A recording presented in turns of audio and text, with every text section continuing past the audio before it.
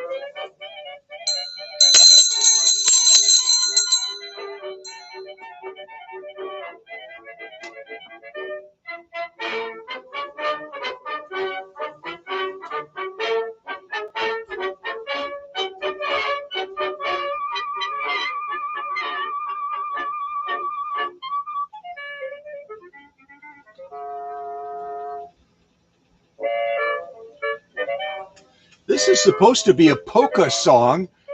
Carol apparently loves polka, and it doesn't sound very much like polka, does it? I mean, sort of, kind of, maybe a little, but...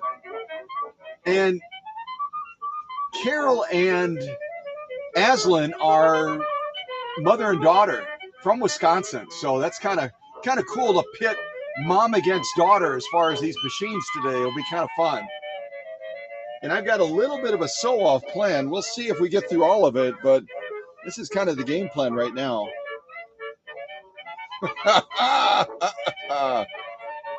We've got leather, we've got bubblegum material, we've got pretty much everything.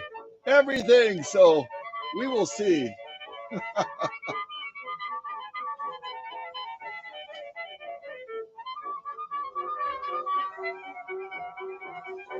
We're going to get started in just a few minutes. I told a couple of folks we would start at 9:30, so 9:30 Central Time. So we have about 2 minutes. We'll just kind of drain it out a little bit longer.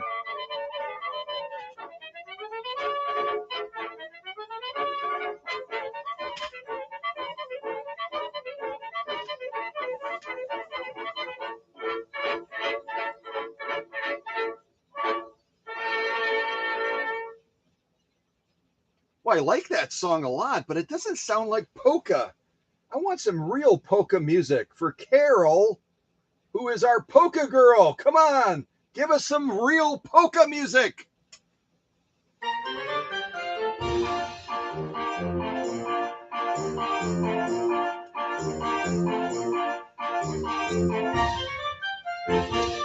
Good morning to Paula.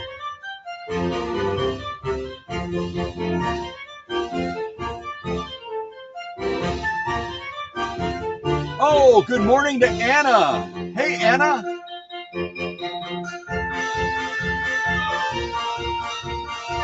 Good morning to Emma. Good morning.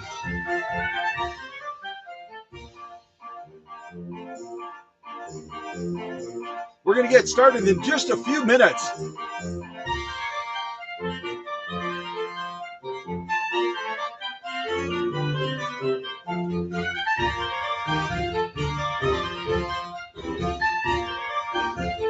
Some of you might not, I'm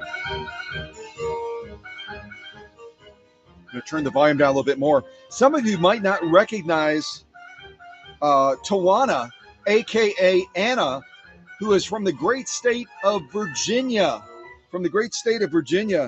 And she and I are beginning a journey together where eventually we are going to be getting a 201-2 Centennial model out to this wonderful lady out in the great state of Virginia. So that's kind of exciting, isn't it?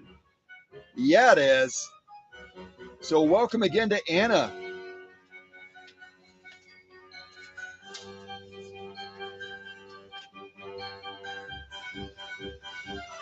This doesn't seem like polka music either. This feels more like we're at the circus.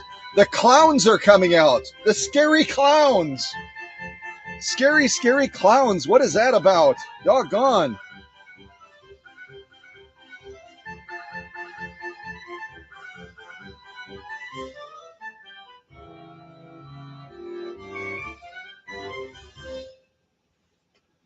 I don't think that was a clown. I hope that wasn't a clown. That was not a clown. No way. Whoa, I knocked every... Mr. Bean. Mr. Bean, what are you doing? Holy mackerel, man. Jiminy crickets. The little old lady, have you been drinking? No drinking on the job. No drinking on the job. Well, we still haven't found a polka music song yet. What is going on here? Jiminy crickets. Let's try this one. So this next one is called Alpine. So let me tell you a little bit about our goals today. Yeah, here's our goals today. Our goals are to go from one workbench to the other, back and forth, back and forth, back and forth, back and forth. Finally, a polka song! Ha ha! Yes!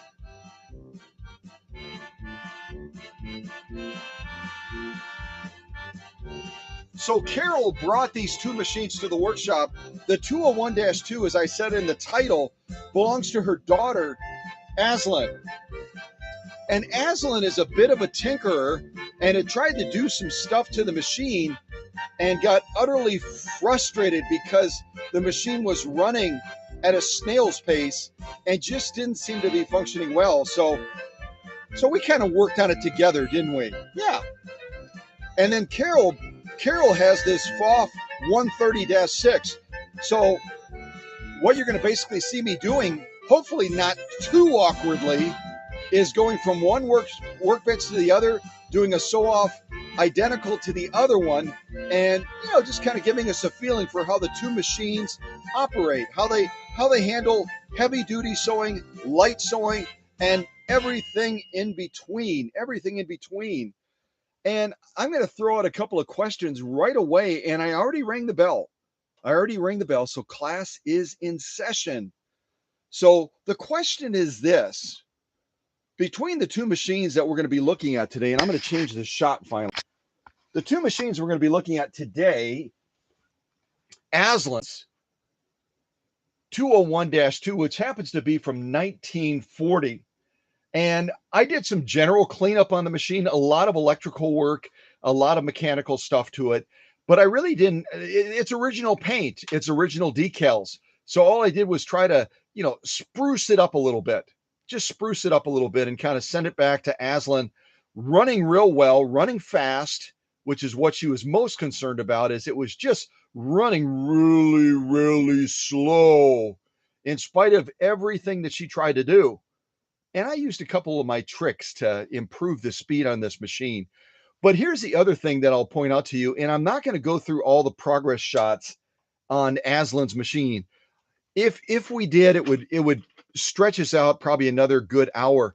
But what I'm going to do is in the description for this live stream, I'm going to post all the links that will take, whoever wants to look at them, take you directly to Facebook. You can look at all the groups of photos. I think I did almost 300 progress photos on ASLYNN'S 1940 Singer 201-2.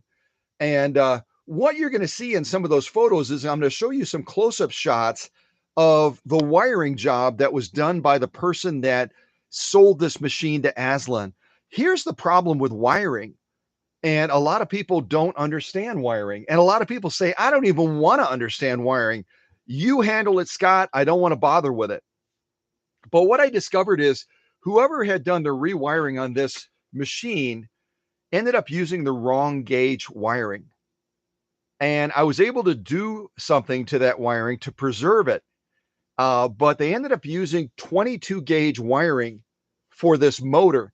This motor on the 1940 201-2 is a 0.6 amp motor.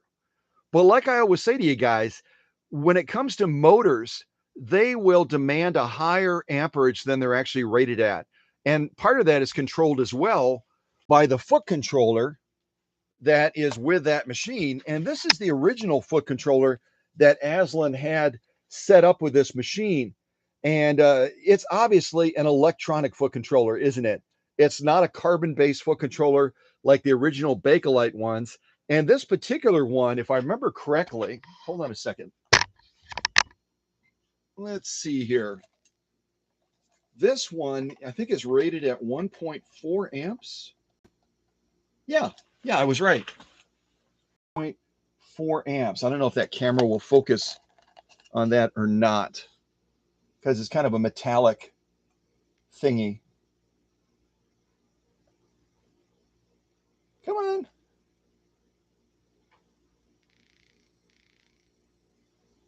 All right, I got it finally. Yay! So you can see, hopefully in the shot, you can see the shot that this foot controller that ASLYNN had hooked up to this Rolls-Royce of Singers was rated at, or is rated at 1.4 amps. Now, I always talk about the foot controller and the motor working collaboratively. They work together, don't they? And the thing that I want to emphasize about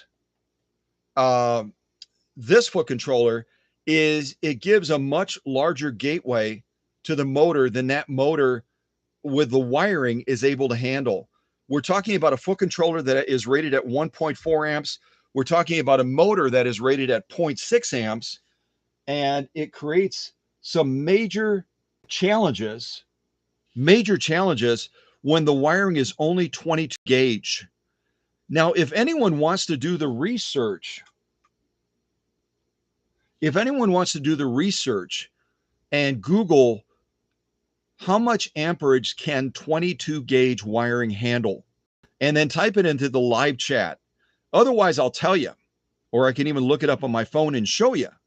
But let's just say that 22 gauge wiring is not the way to go when you're wiring vintage sewing machines, especially ones that have, if you're talking about a featherweight, you could probably squeak by with it fairly easily because that's only a 0.4 amp motor.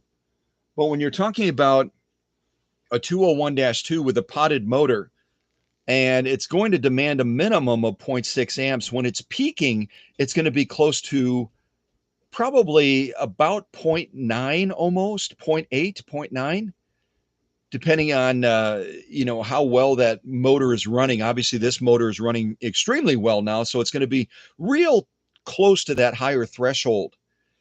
So did anyone look up to see what 22 gauge wiring can handle? Anyone want to Google what is the maximum amperage for 22 gauge wiring? 22 gauge wiring. And again, remember with gauge wiring, the higher the number, the lower amperage it can handle.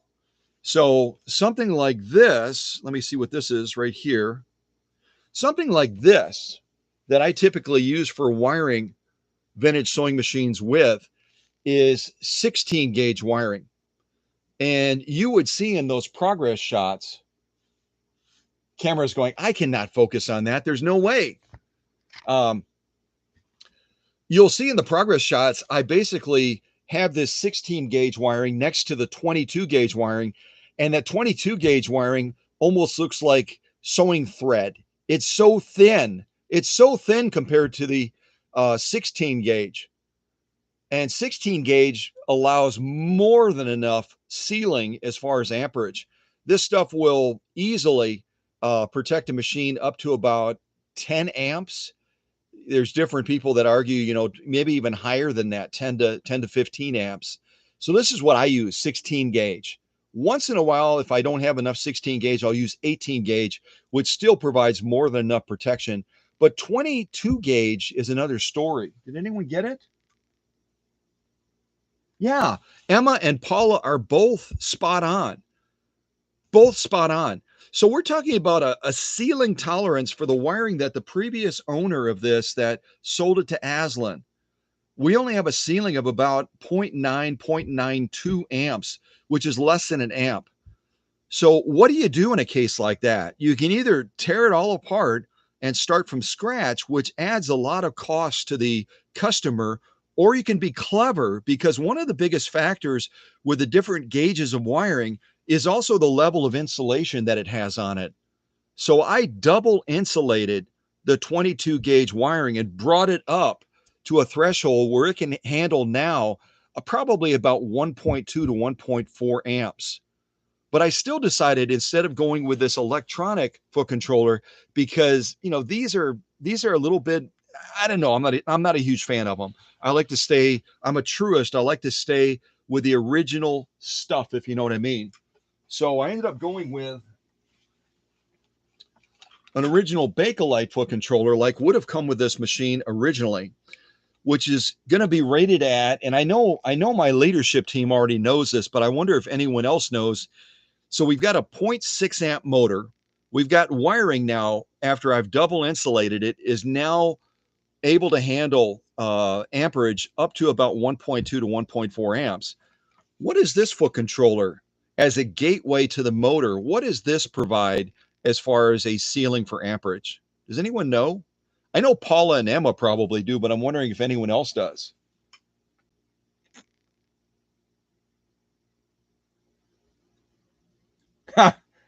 That's true. Paula and Emma. I think Paula is referring to Emma. Emma is a pharmacist, and Paula is a retired operatory nurse.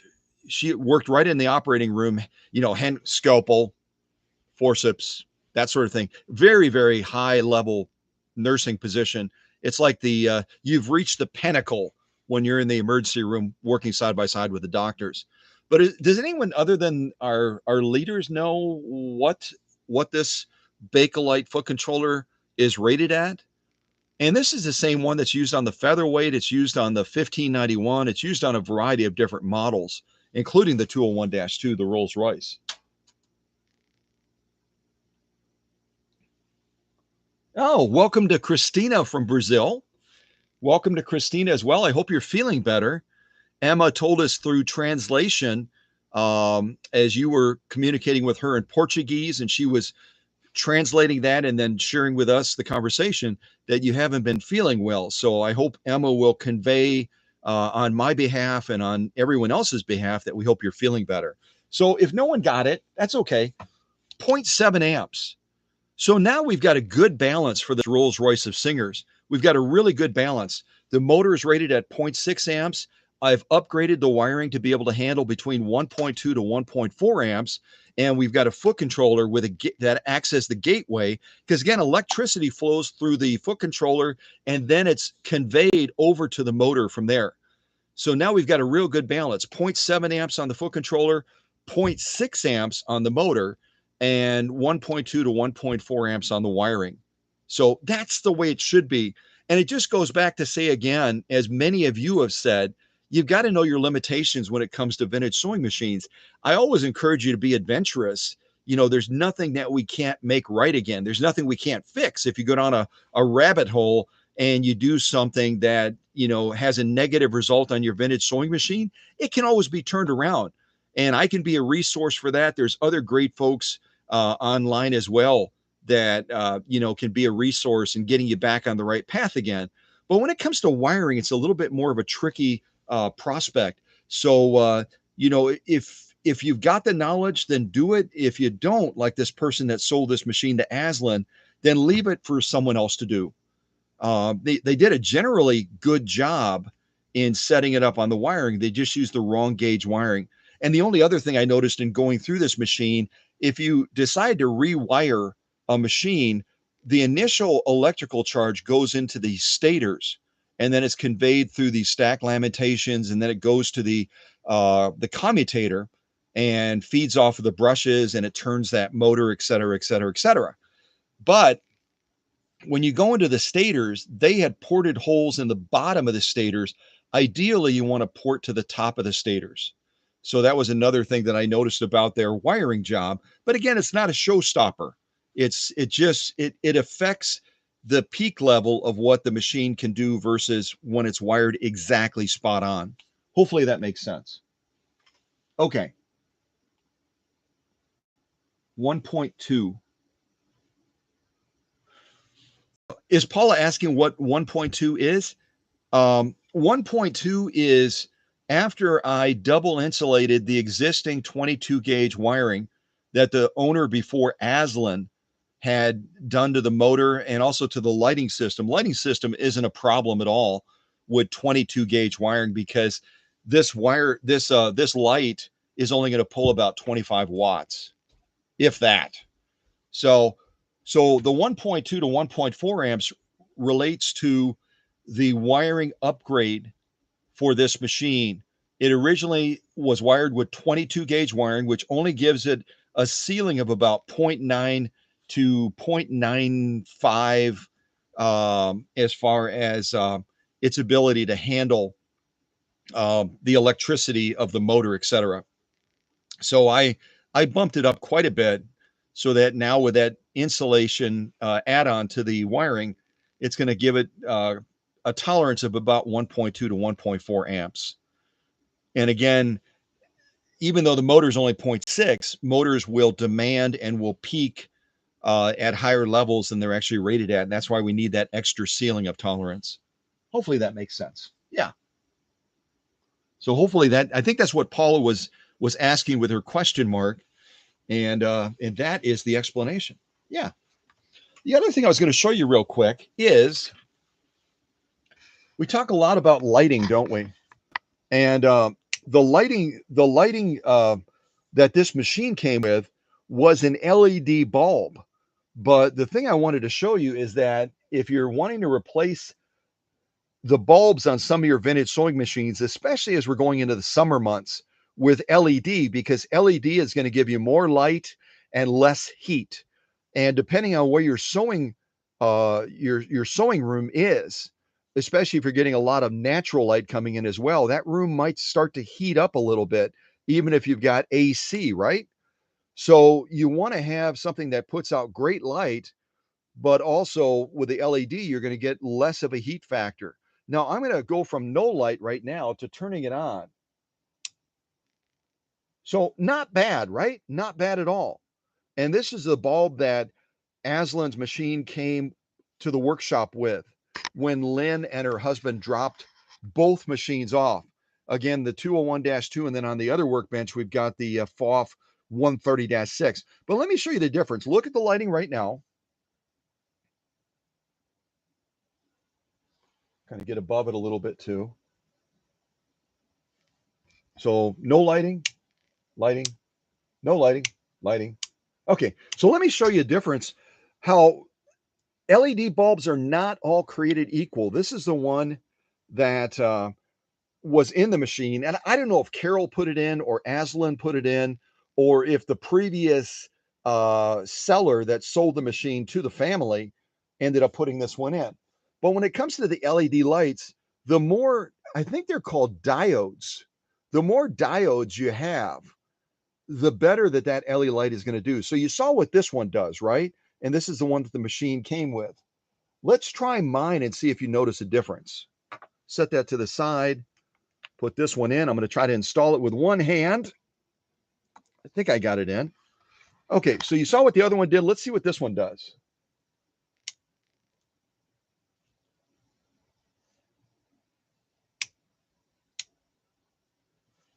There really is a noticeable difference, isn't there?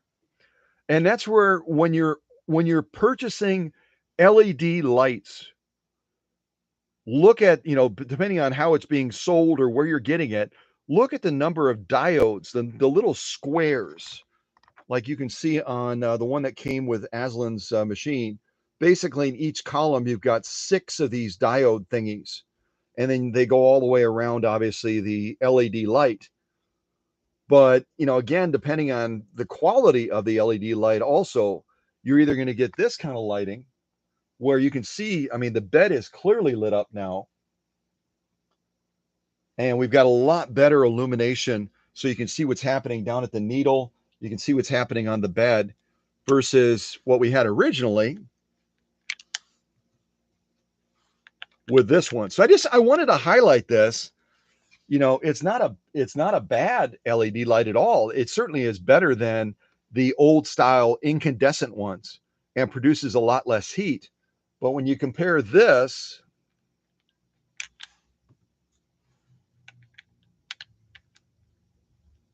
to that, I think it's noticeably brighter. At least it is to me. So we're going to be sewing with my bulb in it today. And then I'll check with Carol and Aslan to see, do they want to stick with the one that they have, or do they want to get this one that I just stuck into the machine? So blah, blah, blah. All right. So let me talk about setup a little bit. And also at the very beginning of the live stream, I think Roz was the only one here at that point. I showed you guys kind of what we're going to be doing. We're going to be going from this workbench by the 201-2 over to this workbench where the PFAFF 130-6 is, and then back to here, and then back to here, and back to here, kind of back and forth, back and forth.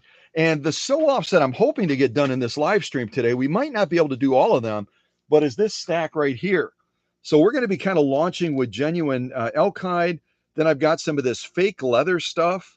It starts with an N, and I know that Paula and Emma know what it's called, so maybe they'll type into the chat what this fake leather stuff is that they used to cover. They used to cover chairs and all kinds of stuff with it. This stuff right here. And then from that, we're going to be going into protected. Then we're going to be going into bubblegum material, and then protected full grain leather. And then we're going to be going into saddle grade leather, 2 layers of it, and more saddle grade leather. And then we've got some canvas, and we've got cotton, and we've got, what is this stuff? We've got vegetable tan leather. We've got acrylic fiber, which is used to make awnings. We've got commercial grade upholstery material. And last but certainly not least, we've got heavy grade denim. So I think that, assuming we can get through this stack over here and then the stack over by the PFAFF 130-6, I think that is a fair test of this machine, don't you? So if you're thinking about getting a Rolls Royce of singers, kind of like our friend Anna from the great state of Virginia, and she already put in an order and has reserved a Centennial 201-2 from my personal collection, original owner machine. So that is really an exciting path to be taking to become an owner of a Rolls Royce. That's kind of what Paula's waiting on right now, is for her Rolls Royce as well. But when you make that investment, there's a lot of preparation that has to go to get that machine ready, and the path for this machine was bizarre because of the wiring issue, but we're on the right path now. And so step by step, we're going to go through this sew off stack and basically commit to a sewing Olympics. Now, what about the setup on this 201-2? You might be wondering about that. Which way does the flat side of the needle go on a 201-2? Does someone want to type it into the chat? Which way does the flat side of the needle go as we're setting this machine up to sew? Which way do we put the flat side of the needle on this particular model? And if you want a bonus, tell me, how do you thread this machine when you get all the way down to that needle, the eye of the needle? Is it left to right? Is it right to left? Is it front to back? How do you do that? So type that in the chat if you'd be so kind. And I'm going to put on some more polka music because Carol is from Wisconsin, as is Aslan, and they apparently like polka music. Who knew? Yeah. All right. So let me set this up here. Kind of point this down over this way. And yes, I've got it set on my little cage, so that's why you see the wiring on the side. All right. What other real polka music do we have? Hopefully something. Ooh, smoke kielbasa polka. That even makes you hungry, along with tapping your foot. Smoke kielbasa polka.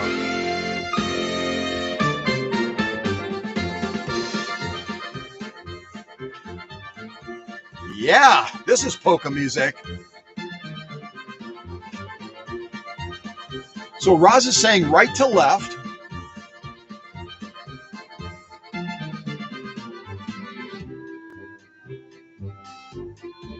And Roz and Emma and Roz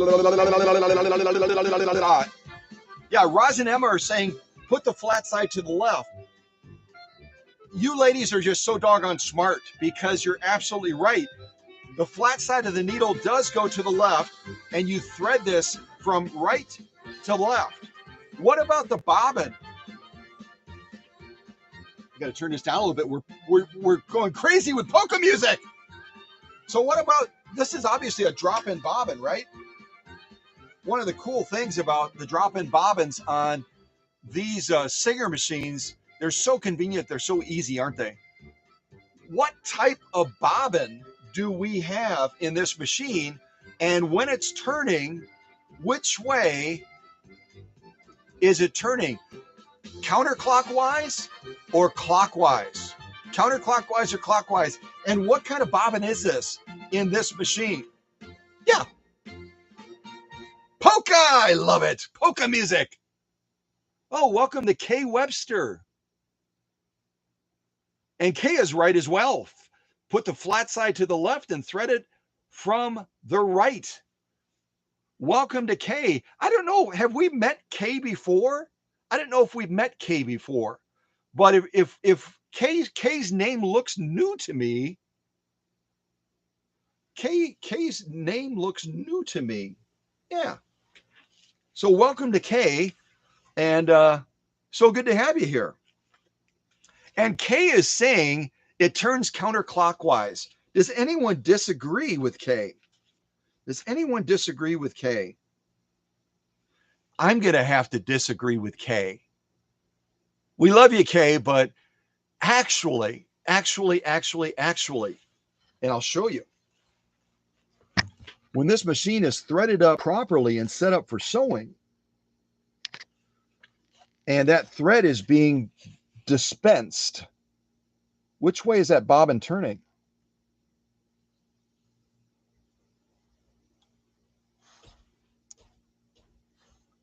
It's turning clockwise, isn't it? So make sure that you set up, if you've got a 201-2, or if you acquire a 201-2, or if you're super smart like Anna from the great state of Virginia, and you say, I don't want just any 201-2, I want a 201-2 from Scott's Workshop, then make sure that you set it up when you drop it in and you draw that thread through the tension band, draw it all the way to the front. So it's all the way underneath that tension band. So you're getting a nicely defined top stitch, that bobbin is turning clockwise on the machine. And we can look at the manual. This is, I'll give myself a shameless plug here. This is a manual that I offer as a reprint. It's identical to the original, but I've enlarged it so it's easier to read. As we get older, it's a little bit harder to see things, isn't it? And so I've enlarged this 201-2 manual, and it's so much nicer to read. And as we go to page 11, it'll show you that as you're dropping that bobbin in, you want to make sure that the thread is coming underneath. See how the thread is coming underneath from the little hand? Look at how nice her nails are. Her nails look so much nicer than mine. They just do. So the thread is coming underneath as you drop it in, as you drop it into the machine, and then as you draw it through the tension, and it's turning with the sewing action of the machine, it's going to be going clockwise. Okay? So always good to learn together, isn't it? Just so we can set ourselves up for success. Oh, Kay thought it was a 221.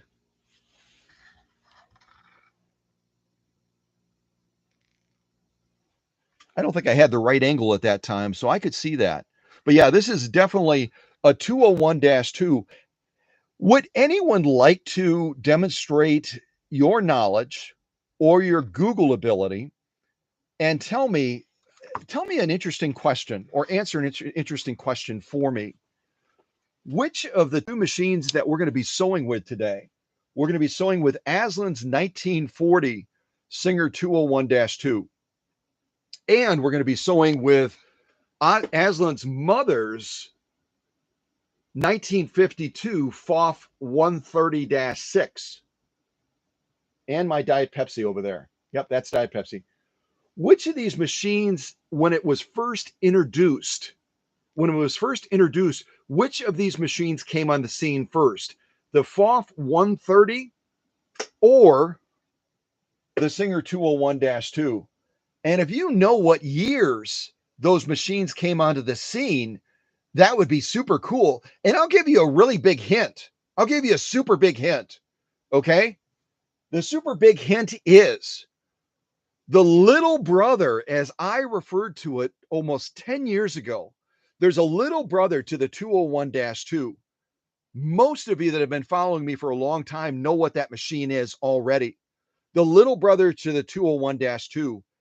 The little brother to the 201-2 came on the scene in the same year as the PFAFF 130 was introduced by that Western Germany company as their first real zigzagging machine. So this machine right here that belongs to Carol came on the scene the same year that the little brother for the 201-2 came on the scene. Yeah, more polka music, baby. Yeah. Ha ha. Woo! Oh, I got to do Kielbasa one more time. I like that one. That's fun.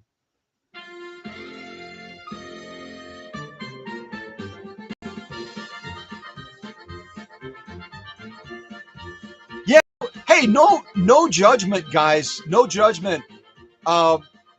When you look at a black Singer sewing machine and all you get is a glance of it, goodness gravy, it could be anything, because the body lines of these machines share a lot of similarities. So Kate, no big deal, kiddo. No big deal, no judgment. As Roz says, and Roz is like a 4th generation quilter and very knowledgeable about machines as well. So yeah, no, don't even worry about it. Don't even worry about it. Yeah.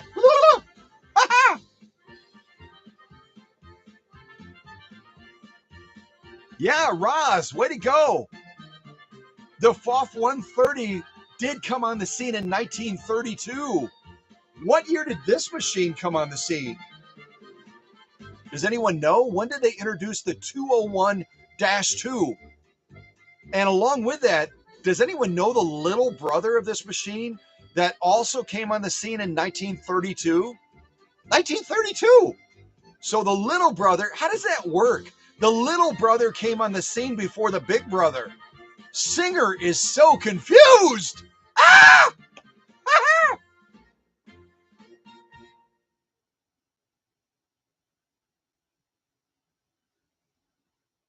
Oh, okay. Well, Kay, thank you for that offer. Thank you. That's very kind. Very, very kind. Oh, Christina's jumping into it as well. Christina from Brazil typed in 1932 also. And Roz is asking, was it the 99? Was it the 99 or the 99K? Is the 99 or the 99K the little brother of this machine? The answer is no. And it's for the same reason that this little contest of ours is so interesting today. It's so interesting because we're pitting. Here comes a big clue. Listen up closely. We're pitting a potted motor direct drive gear to gear machine against a machine that is clearly driven by a belt, which I replaced because that was the original belt, and it's awful. It was all glazed and nasty and blah, blah, blah, blah. So we know now that the PFAFF 130 came on the scene in 1932, and we know. Let's go over here. Woo! Camera's doing all kinds of fun stuff. We know. Oh, we don't know. Wait, yes, we do. Roz answered it up ahead, up above. Roz typed in 1935. If I'm assuming that Roz was saying 1935 for the 201-2. That's when it came on the scene. She's absolutely right. The 201-2 came on the scene in 1935, and Emma's typing into the chat. Could it be the 1591? Is the 1591 the little brother to the 201-2? The answer is absolutely yes. Absolutely yes. And the 1591, which also has that potted motor on the back of it, and then the gears come off the motor and interlace with a balance wheel. So we've got positive traction on this model and on the little brother that actually predated this big brother by 3 years and appeared on the scene the very same year that PFAFF introduced the 130 model. their very first zigzag sewing machine. They both had that gear-to-gear benefit. So we're going to be pitting a machine that has a 0.6 amp motor. This particular one has a 0.6 amp motor. Some of the 201s also came with a 0.5 amp motor. So 0.5 versus 0.6 amps. After I go through that motor and I verify, and if needed, I upgrade the wiring like I did on ASLYNN'S machine, you're not going to tell a difference between the 0.5 versus 0.6 on the 201-2. You're not going to be able to tell. And again, the benefit is that direct drive positive traction. Never have to put a belt on this machine. You never have to put a belt on this machine, which is awesome, right? I'm not even pointed the right direction. Sorry about that. I wasn't looking over my shoulder. So you never have to put a belt on this machine. 0.6 amps. Now, here's the tricky thing, though. This has this machine over here that belongs to Carol. Again, mother versus daughter. ASLYNN'S is the 201. Carol's is the PFAFF 130-6. What kind of motor does this machine have on it? Again, it's belt driven, right? You can see that. It's belt driven. Brand new belt. Just put it on there. Brand new belt. What size motor does this have? And it is an original PFAFF motor on this machine. Rear mounted. You can kind of see it from the side over there. What size motor are we looking at on this machine? Anyone know?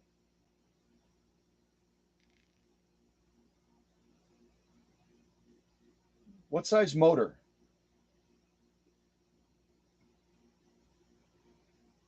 Come on, you guys. Come on, jump in. Be courageous. Be courageous. That's kind of an annoying angle, isn't it? Let's turn this machine temporarily till we start sewing on it.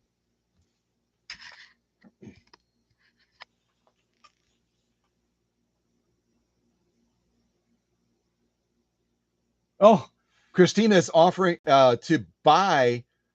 I don't know if she's referring to this 201-2 or the PFAFF 130 on the other workbench, but Christina from Brazil is typing in Portuguese to Emma and saying, "Can I buy that Wonder machine? Can I buy it?" The answer is you can't, because ASLYNN and Carol will be really angry. They'll be really angry. After all the work I put into these machines, they'll be like, "What? You sold our machine? Ah, never." So Emma is guessing on the PFAFF 130 that motor, this motor over here, is going to be rated at 0.7 amps. That's actually not correct, but that's a really good guess. That's a really, really good guess. So again, on the 201-2, this particular one has a 0.6 amp motor, direct drive. 0.6 amps, direct drive. And we're going to be pitting it against a Western Germany engineered PFAFF 130-6 from 1952 that has a 1 point. I'm going to type it in the chat, because during these live streams, I never have a chance to interact with all of you on screen or something like that. I'll say, "Hey, Roz. Hey, Paula. Hey, Emma. Hey, Christina. Hey, Kay." I don't know who else is in the chat right now, because I haven't been looking at the chat. So Roz is saying, what about 1 amps? What about a 1 amp belt-driven Western Germany engineered PFAFF 130-6 against a direct drive potted motor 0.6 amp 201-2? Well, that would be a pretty good contest, wouldn't it? That would be a pretty good contest, because I put a brand new belt on this 130-6. It's not glazed. It's not slipping like the old one. It's not cracking and all nasty. And a 1 amp motor would really be kind of cool head-to-head between these two great machines, wouldn't it? But I'm even giving a little bit more of an edge to that PFAFF 130-6 because it's still belt driven and it doesn't have the benefit of gear to gear like this Rolls Royce of Singers. So on that PFAFF machine is, I'm typing it into the chat right now,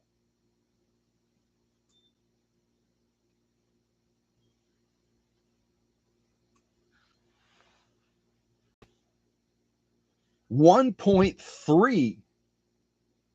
Wow, I had the caps lock on. That was supposed to be a capital A and then AMPS. So anyway, you can figure it out. 1.3 amps belt driven versus 0.6 amps direct drive. So that PFAFF motor is rated at more than two times the power of this 201-2. But the 201-2 has the distinct advantage of being direct drive. And again, the wiring was insufficient on this machine, in my judgment, only covering us to about 0.9 amps. It's now good to up to 1.2 to 1.4 amps as far as what that wiring can handle that's going into this motor. And then we're driving it with that original Bakelite 0.7 amp foot controller. But it's going to be an interesting contest, isn't it? A 0.6 amp direct drive 201-2 versus a 1.3 amp Western Germany engineered PFAFF 130-6. So I think this is a really interesting contest, isn't it? A very interesting contest we're going to be doing. And the most challenging thing is going to be me going from one workbench back over to the other, back over to the other, back over to the other, etc., etc., etc. But with all of that blah, blah, blahing, why don't we actually start the contest? Why don't we start the contest? And I'm going to start by sewing a single layer of genuine elk hide on this 201-2. Then we're going to go over to the other workbench. We're going to do the same thing on this 130-6. Again, different machines, different setups. Oh, I didn't even talk about the setup. I didn't even talk about the setup. I'm all over the place. So let me tell you about the setup on this 201-2 to start. I'm continuing to try to help the people that are promoting these new needles. They're selling these new needles called Hello Hobby. Hello Hobby. If you haven't seen them yet, this is what they look like. Hello Hobby. And they are being placed on the shelves right next to the Schmetz needles in retail locations like Walmart. And they're a little bit cheaper than the Schmetz needles. And these particular ones, as you can see, are a size 100 or a size 16 US measurement for the needle. They are what Sonny calls harpoon needles. They're pretty doggone big when it comes to needle size. I usually sew with a size 90. Here we're sewing with a size 100. And part of the reason I chose the 100 size, and actually originally I was set up with a size 110 Schmetz needle, is I'm using a new type of thread today. I'm using a brand new type of thread today that wasn't introduced too long ago by Coates and Clark. It's a dual duty XP, but it's specifically rated as, what did they rate it as? It's a heavy duty thread. It's almost like an upholstery thread, but not quite. Probably going to be close to a size 89, between a 69 to an 89 as far as the size of the thread. And when I Googled what needles is Coates and Clark recommending if you're going to sew with this new type of thread that they're offering, it's basically kind of an upgrade of the original dual duty XP, but it's even a heavier thread. They recommended going with a size 100 or a size 110 needle. So I decided to try it with this I keep saying Hello Kitty, with this Hello Hobby universal needle that's being offered now as a brand new needle out there in the marketplace. And depending on where you live, you may have seen it already, or you may not have seen it yet. And again, when they're trying out a new needle like this in major retailers, oftentimes they roll it out on a limited basis. And if people are buying them, then other stores will then take on this product as well. And then you get, if you're obviously the manufacturer of these, you're hoping to get as much, distribution as you can through especially through a venue like Walmart that has so many stores and could give you so much exposure with a new needle like this. So this is our setup. A Hello Hobby Universal size 116 needle, and this newer dual duty XP heavy duty thread. Yeah, that's it. That's our setup. Oh, you can't even see it. There you are. Now you can see it. On the other machine, I'll kind of walk over to the other machine just so we've covered that as well. On the other machine, this FOF 130-6 from 1952, I'm also putting dual duty XP thread on this machine as well. But it's not the heavy duty stuff that we're going to be running on the 201-2. This is more of a baseline dual duty XP all purpose type thread. And then for our needle, I'm going back to my beloved Schmetz Universal size 90-14. And the laptop is way across the room, so I hope that that's in focus so you can see it. So this is the setup that we have on this German engineered machine. We've got, I'm going to set it down here. We've got this dual duty thread, similar to the other stuff, but not heavy duty. And then we've got a 90-14 Schmetz needle versus the 100 size made by the other company, the Hello Kitty company or Hello Hobby company or whatever they are. So I wanted to kind of mix it up a little bit, go with my favorite go-to needle, go with a thread that you've seen on this channel before, and then on the other machine, go with a thread and go with a thread that you haven't seen on the channel before and a needle that's fairly new as far as this channel. We've only done it once before, maybe twice. So that's our setup. And again, we're going to be going head to head. So, do one sew off over there, one sew off over here, back and forth, back and forth. So, all right. So now you know the setup and all that good stuff. Yeah. So let's start this game. Let's start this contest. Let's start this contest, shall we? Yeah. All right. Let's see how the light does on there. All right. A little bit more polka music to get our blood going. This is called Old Berlin. Old Berlin. I'm going to turn the volume way down.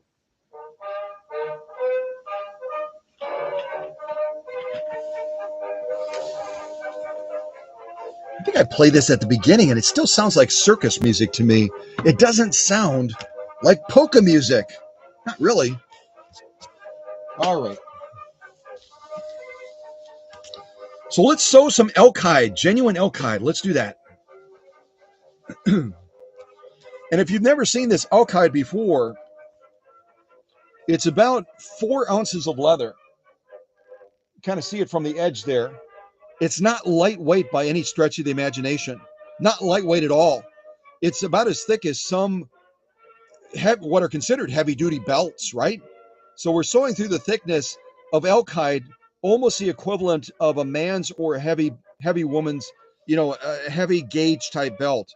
I shouldn't say heavy woman. I'll get in trouble for that. And along with it, elk hide is chemically processed. So it kind of galvanizes the surface. It's a tougher leather to get through. It's a much tougher leather to get through. All right, so let's do this. Let's do it.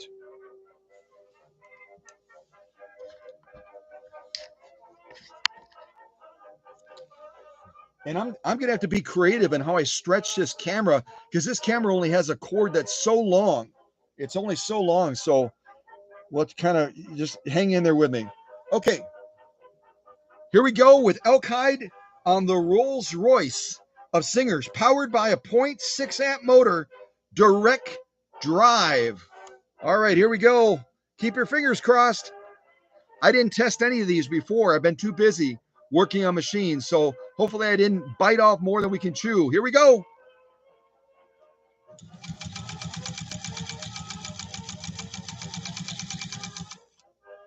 Wow, that was a huge challenge. A huge challenge. I didn't know if we'd make it through. I'm joking. It got it done very, very easily. Very easily. Yeah. Where are my clippers? Where the heck are my clippers? Okay. So we just sewed through elk hide, about 4 ounces of it. And now we're going to do the same thing on the 130-6. Yeah. All right. Let's look at these stitches real quick. And I'm going to try to keep the tempo going just so that, because, you know, we've got a lot to cover. We got a lot to cover. A lot to cover. Goodness gravy.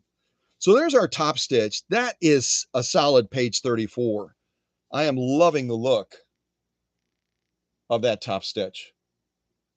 And again, we're sewing with a fairly unknown needle. We're sewing with this Hello Hobby, or as I affectionately call it, the Hello Kitty, size 100, which is a size 16 universal needle. Not with a Schmetz needle. Schmetz doesn't have to justify itself. It's got such a reputation and is so well respected. These folks are having to earn respect. And that's part of the reason I'm trying to help promote them, so that they can get a little bit more exposure and folks can say, wow, that Hello Kitty needle did pretty good.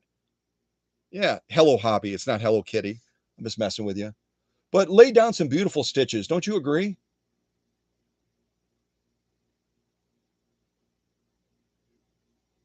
Flip it over, lock stitch. Look again from the side what we just went through.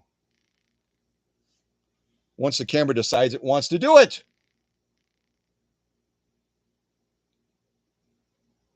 Yeah, it's thick. Let's just say it's thick. Here's our lock stitch.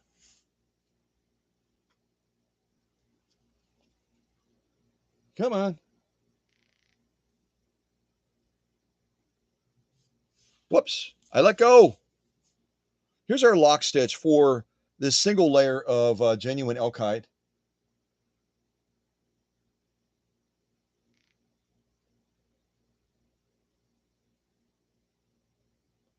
Some really good looking stitches. If I were going to be sewing elk hide all day long on this 201-2, I would bump up the upper tension just slightly. I would bump it up just slightly. We've got a nicely defined lock stitch. It's definitely page 34, but we can always make things better, right? That's what we're committed to on this channel. We can always make it better. So I would go ahead and bump up that upper tension just slightly to even tighten this up even a little bit more, but it's a really good looking lock stitch.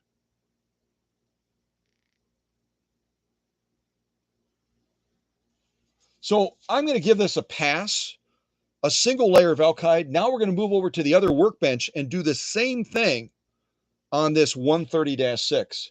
Again, the 130-6 has a 1.3 amp motor, but it doesn't have the benefit of that direct drive. It doesn't have the benefit of the direct drive. I'm going to have to decide how, this is kind of my setup right here. I'm going to have to decide how far I can reach this cord, which is not nearly long enough. Ah! All right, let me set this down for a second. Slide the whole rack over. Give us a little bit more reach. Is that going to be enough? That's not going to be quite enough. I've got to slide the rack over further.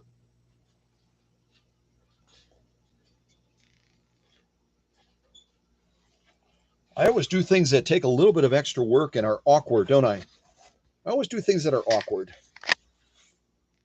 Okay, so there's our 130-6. Here's our elk hide. And again, it's going to be similar thickness. Whenever they cut the hide of an animal hide, the hide is going to vary slightly in thicknesses. So this is a little bit thicker on the bottom, if you look at that, a little bit thinner on top, but it's still going to be in the range of 4 to 5 ounces of leather. So I think it's a fair and a true test of. Let me move this over even a little bit further. I think it's a fair and a true test of this German engineered machine. So let's see. Almost stuck it in upside down there. Okay, let's get this in place. Oh, I'm on a zigzag right now. Let me go to a straight stitch. And that is the benefit of this 130-6. If you need a zigzag, is the 201-2 can generate a zigzag style stitch with an auto zigzagger. which is like this little doodad right up here. Hopefully you can see that up on the shelf. This attachment that Singer put out will not only allow the 201-2 to do a zigzag like this Western Germany machine, but it will also generate cam-generated stitches as well.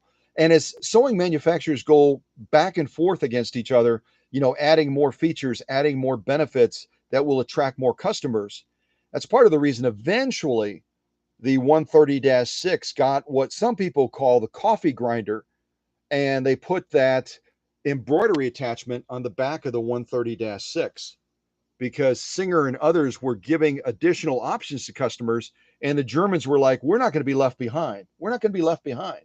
It's not going to happen. Okay, let me make one more quick adjustment on here without hopefully knocking the camera off. Give a little bit more room for that camera to sit. Okay, I think I've got it finally. It takes a little bit more effort, but it's more interesting when we do these head-to-heads, isn't it? We haven't done one in quite a while. So again, we're sewing with a Schmetz size 90-14 needle. It's universal. It's not a leather needle.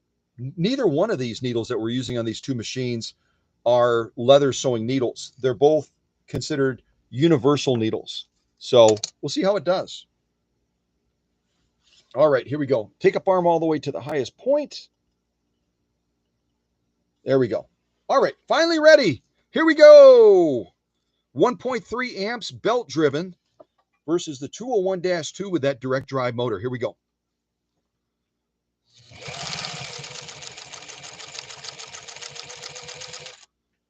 It's got a little get up and go. Just a little. Just a little get up and go. Yeah.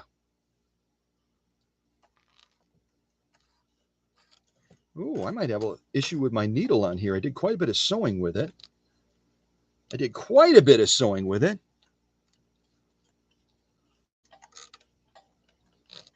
What's going on with my bobbin? The Germans are getting nervous. The Germans are getting nervous.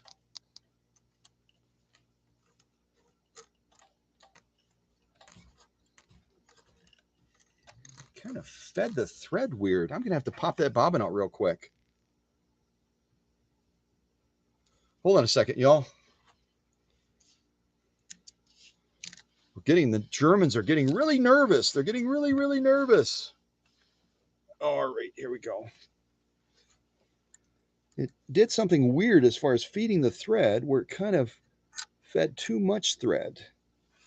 Oh, now my bobbin came out. Ah! The beauty of live streams, right? The beauty of live streams.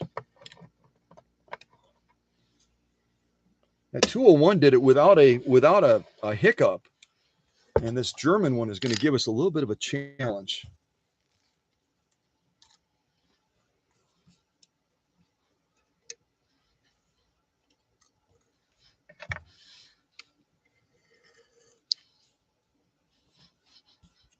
All right, hang in there.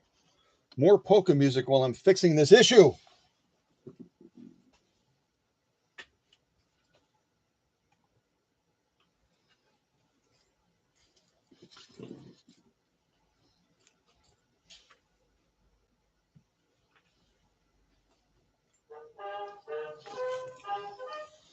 Boom, boom, boom, boom, boom, boom, boom, boom, boom, boom, boom.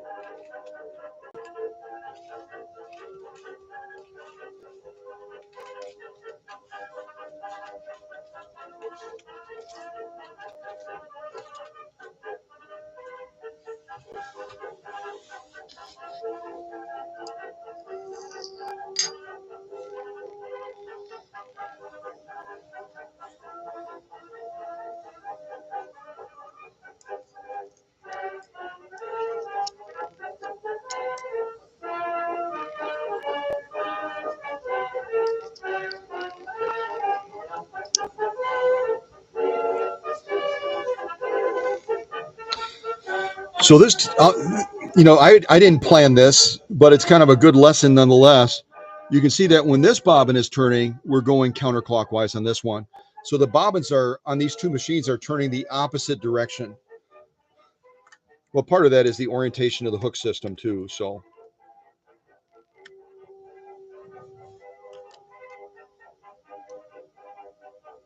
all right, we will not be daunted. We're going to keep going through this.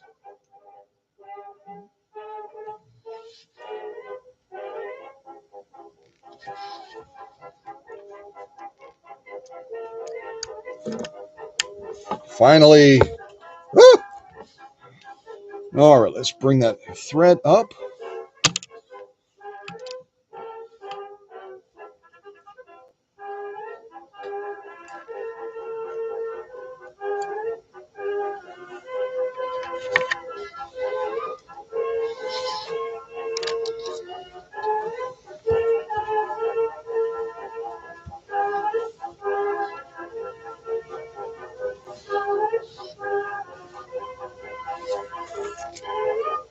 All right, after all of that,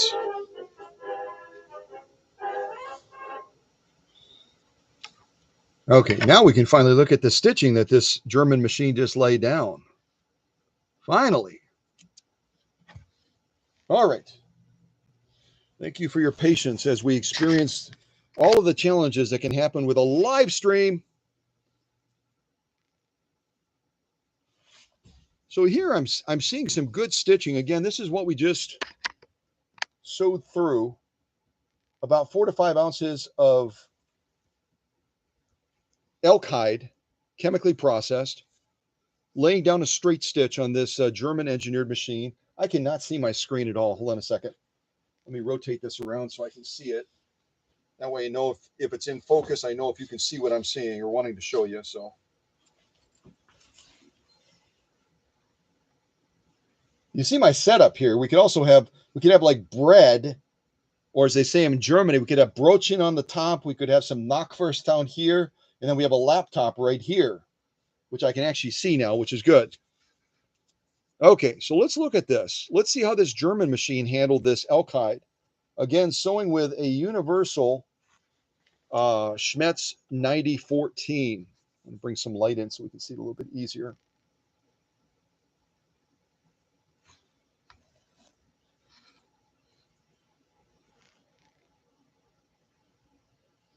So I'm seeing some good looking stitches, but kind of the opposite of the 201-2. If I were sewing a ton of elk hide on this German PFAFF 130-6, I would look at bumping back the upper tension just slightly to define this top stitch even better than it is now.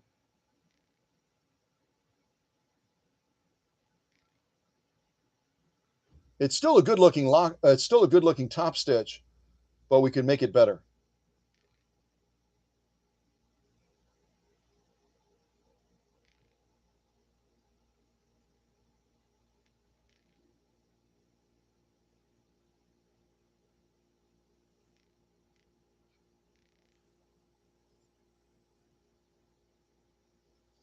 So now as I turn it towards the lock stitch, look at the thickness again and what we just went through. I want to emphasize that sewing through elk hide like this, 4 or 5 ounces, these machines make it look easy, especially the 201-2 made it look easy, but it's not an easy task. This is some serious leather. Here's our lock stitch. This particular cut of this elk hide has a little bit more of a evident nap on it, so it's a little bit harder to see that lock stitch, but it's a good looking lock stitch, just like the top stitch.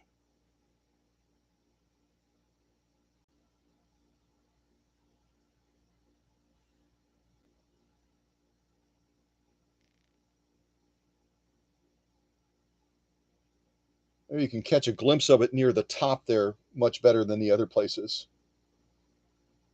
So other than our debacle with the bobbin thread having a glitch, this PFAFF 130-6 did an excellent job, just like its rival over here on the other workbench, the 201-2, but had a little bit of a technical issue as far as bobbin feed. So hopefully that doesn't continue. I didn't have any issues with that with the off-camera sew-offs. Okay, so now let's go back to the other workbench, and the next sew-off we're going to do is some of this fake leather stuff. which I did not test on either one of these machines. And you know what I could do since we're already here is I can do the fake leather on this German machine and then go back to the other one and do it over there. That makes a lot more sense. Let's do that. Let's do that. Try to get this over these feed dogs, which are really meaty on this machine.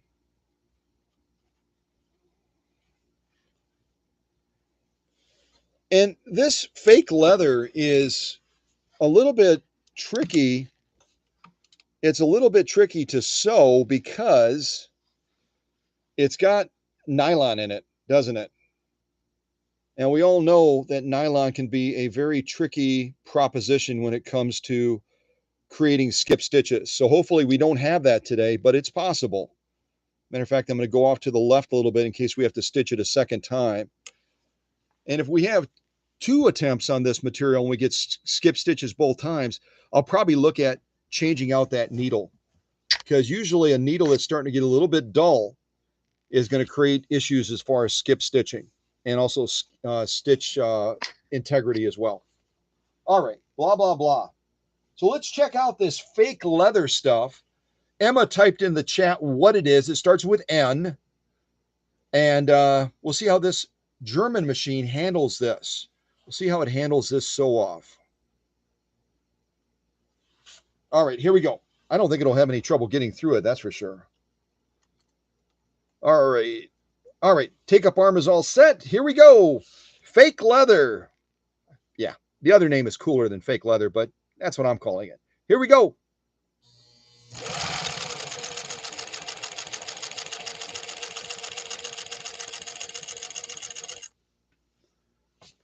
Yeah, that was kind of fun.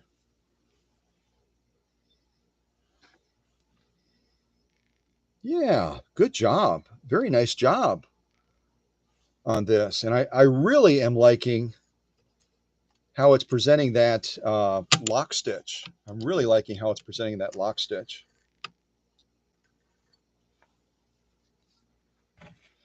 And if you've never taken apart the upper tension on one of these 130-6 models before, they're a little bit trickier in the disassembly and the assembly than a more traditional upper tension like on the Singer 201-2. So just be aware of that. If you want to take it on, take it on. But pay attention as to where your parts are going and how they're orientated, etc., because it can be a little bit of a tricky proposition. All right, let's check out these stitches. So this is, again, the fake leather stuff. I'm going to look at the camera, or actually I'm going to look at the laptop and try to get it orientated so you can see it. But this German machine did a very, very good job with managing this tricky material, again, because it has a lot of nylon or vinyl. It has a lot of vinyl in it, not nylon. Let's try it there. Is it going to focus in on there? I think it's trying to.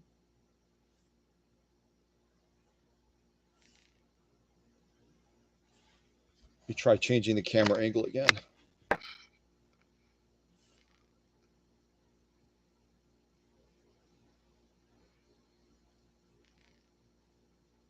You see it trying to focus. It's trying to focus on it so badly. Ugh. Let's do it on the bed. We'll just do it on the bed if we can do it that way, maybe.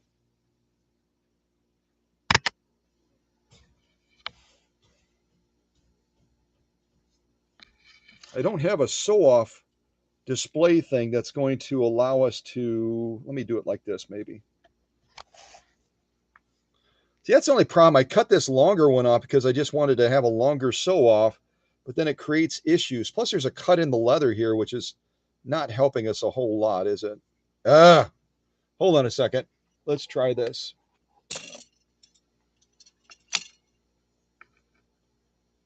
Oh, yeah, that is long enough. That works if we lay it like that. Let's try this and see if the camera can focus on it this way, hopefully.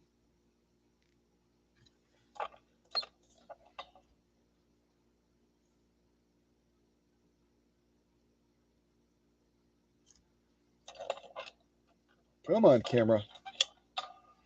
I'll shut that light off, see if that helps it.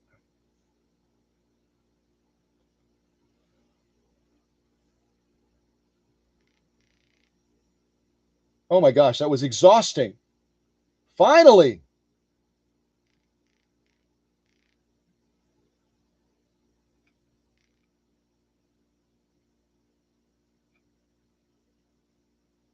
So with a high concentration of vinyl in here, it can really play havoc on causing skip stitches. But this PFAFF 130-6 did an excellent job of managing what is not a super easy sew off.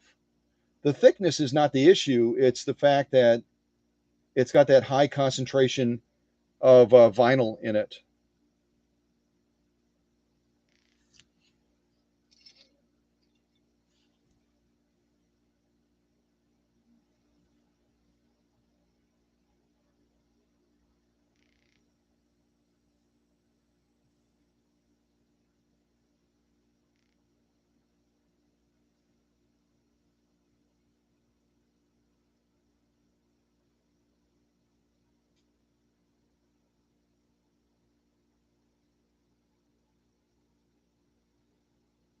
So I'm going to give that a page 34. The stitch quality is very, very good.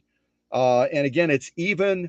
The stitch presentation, there's no skip stitches with this fake leather stuff that can really create a lot of havoc for a sewing machine, especially with a needle that's already gotten quite a bit of a workout. Now we're going to look at that lock stitch and see what we think of that. And the great thing about the change in color on the back is that these stitches on the back for the lock stitch are going to pop out a lot more clearly than we could see on the front. So that's a huge plus. So we can see that stitch quality much more easily. Color has such a big factor, doesn't it? Depending on the color of the thread you're working with.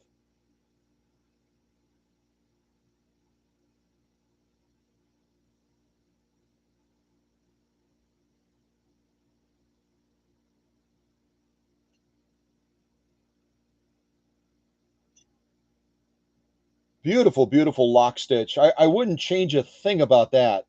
Although I might take a little bit of that upper tension away. It's still going to be a nicely defined lock stitch, but it's going to give a little bit more to that top stitch.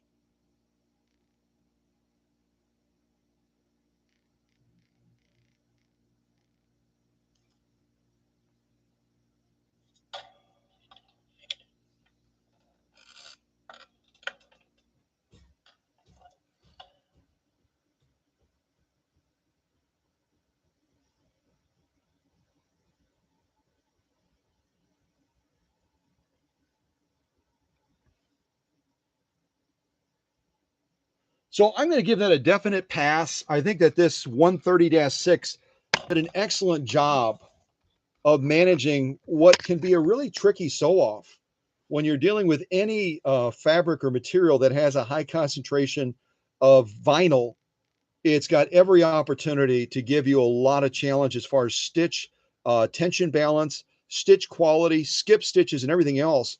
And this 130-6 from 1952, I think just knocked it out of the park. So let's see if the 201-2 does as good of a job in managing a tricky sew off like this. So now I've got to drag this rack. Got to drag this rack back over so we can reach the other machine. Hold on a second. And there are some folks with channels that wouldn't go to this much trouble, but you guys are worth it. You guys are totally worth it. All right, so now the 201-2 doing the same sew off with this.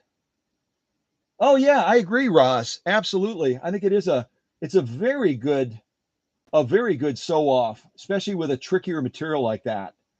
And I think I don't see Christina's translation. But I'm guessing that Christina also agrees that the stitch is tip top. Tip top. All right, so now let's put this 201-2 to the test and see how it manages this sew off. Again, we're using a non-Schmetz needle. So I always get a little bit nervous. I'm just being honest. I get a little bit nervous when we're working with a non-Schmetz needle. But the more I use this needle, again, this Hello Hobby, or as I'm kiddingly calling it, the Hello Kitty needle, as I use this needle more and more, I'm becoming more confident in what it can do. But I don't think it has the longevity of a Schmetz needle. In other words, it's going to start out good. It's kind of like when you're running a long race. If you're running a long race, you got to pace yourself, right? All of us hear about that. And you don't want to start out too fast or you'll burn yourself out. And when you get to that final point where you're getting close to the finish line and everyone else is kicking it out to try to get as much momentum as they can, you're burned out because you ran the race at the beginning too fast. I think that these folks are going to probably get that feedback eventually from the sewing I've done with this needle. It starts out great, but as it goes more and more and more and more, it doesn't have the longevity that a Schmetz needle does. I'm just being honest. And it could be any of the Schmetz needles. There's so many choices to pick, isn't there? All right, but let's see how it does with this naughty, whatever the stuff is. Emma knows what it's called. The Naugahyde or something like that. All right, let's see how it does with this. Here we go. Take up arms all the way up. It is, yes. All right, here we go.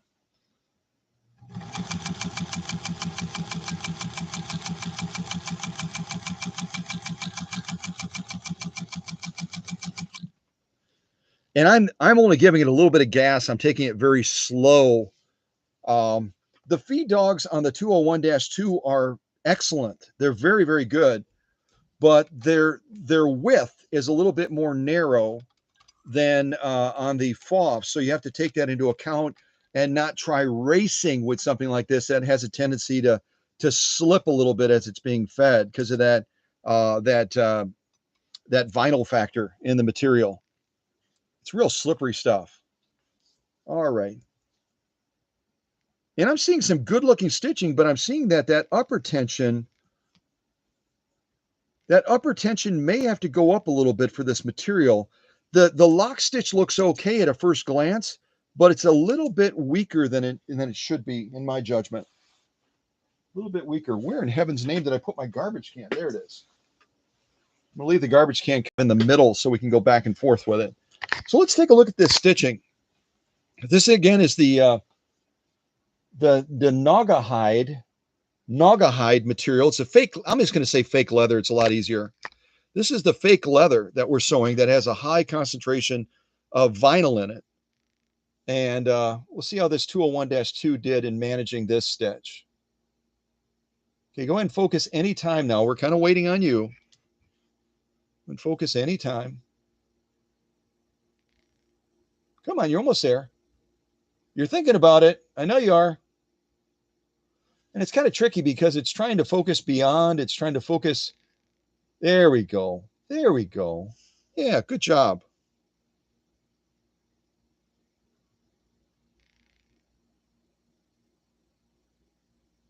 I better not mock it or it's going to go out of focus again on me, isn't it?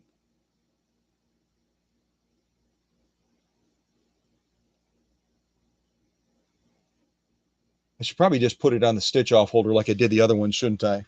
That would make more sense. Let's do that.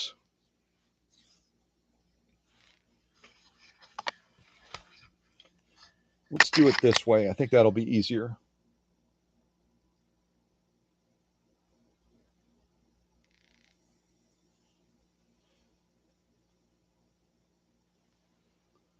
A little bit lower. I'm trying to get the right angle. This is a little tricky.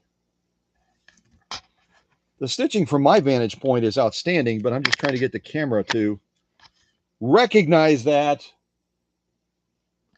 I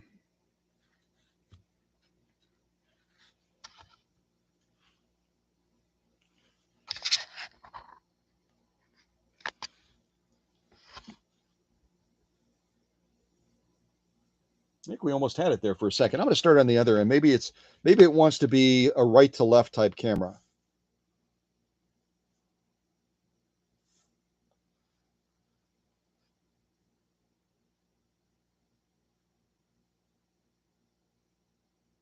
I can't tell looking at the screen if that's in focus or not. I think it is. I think it's nearly in focus. It's nearly in focus. But the stitch quality I'm seeing from this 201-2 on this Naga hide or whatever it's called is really, really outstanding. I'm just not getting the right angle over here. There we go.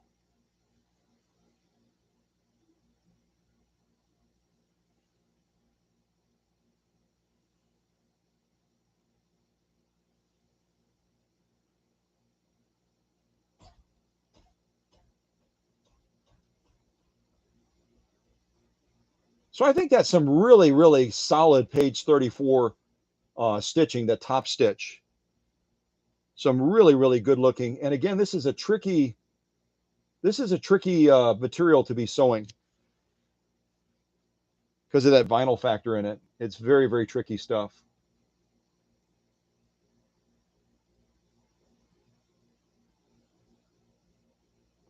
And again, we're sewing it with that Hello Kitty needle. So I'm going to get nasty notes from the Hello Hobby people. Stop calling our needle a Hello Kitty needle.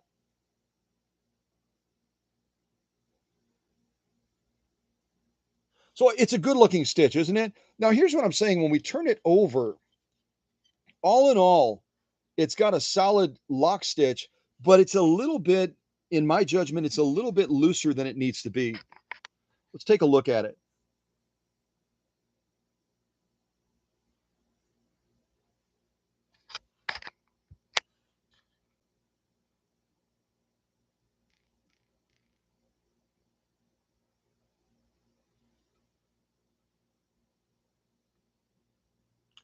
Especially right there in the middle. Right there in the middle, I'm seeing a loop that's not as taut as it should be. It's not as tight as it should be.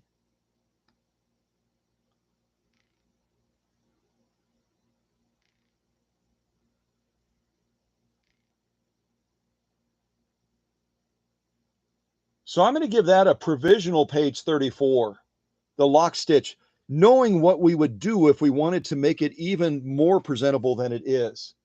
Again, it's a decent looking lock stitch, but I think we could tighten it up. We could definitely tighten it up more than it is.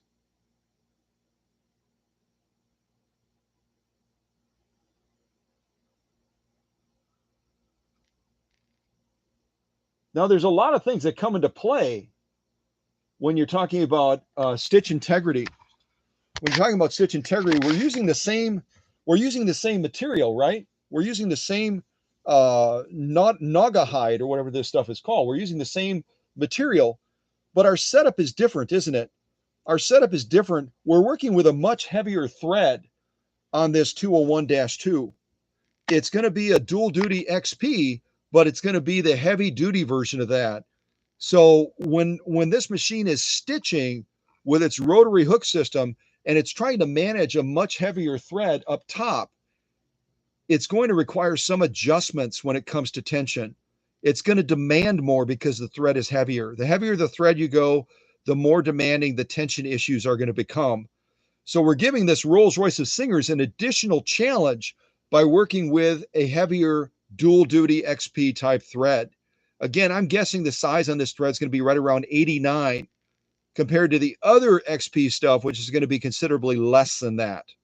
Plus, we're working with a size 100 needle versus a size 90 needle on the PFAFF machine. So we're apples and oranges, but we're trying to give both of these machines a challenge. And again, it's a beautiful stitch. If you can see it in the camera shot, it's a beautiful stitch. It truly is. For a camera that just doesn't want to focus today. It's a beautiful, beautiful stitch, but I think we could make it better, especially if we're going to be working with this specialty, heavier grade dual duty XP type thread. So I'm going to throw it in the back as a pass for sure. And now we're going to see what is the next thing we're going to sew. It's some of this bubblegum material. And we're going to do it right here at this 201-2. I'm going to go through 2 layers of it, 2 layers of the bubblegum material. I'm going to I kind of cut this way too wide. I didn't know what I was thinking. I was probably thinking about stitching down and around, which we could certainly do, but I'm also mindful of the fact of how much time we have to do all of this, because we have a lot more sew-offs that we were hoping to do, which we simply might not get to it. We might not get to it. I might have prepared too many sew-offs for these machines. And I'm going to use my little clamps to try to hold it a little bit more in place as we're launching into it. And keep it a little bit more even. Put on a little bit of music for us because it's so doggone quiet in the workshop right now. It's just so quiet.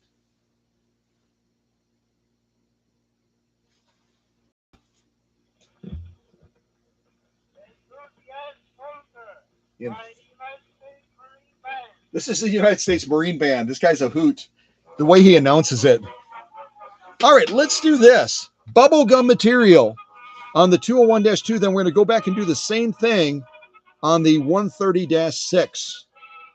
And we'll kind of go down and around on this. Yeah, we will. Here we go.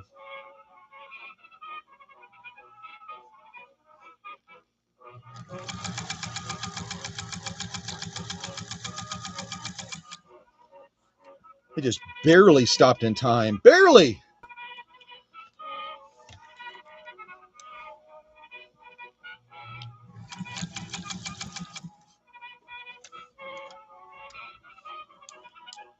I don't think I need those anymore.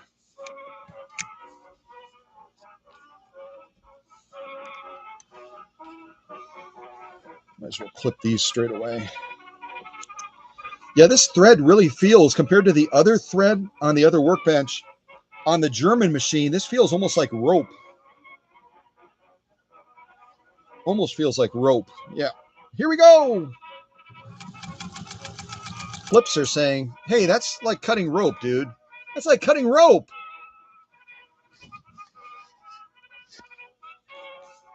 Oh, those are some gorgeous, gorgeous stitches. Very, very nice stitching. I'm going to adjust that upper tension up just ever so slightly. A little bit on the low side, maybe. Depending on what we're sewing. Okay, let's check these stitches out. And again, this is what I call bubblegum material.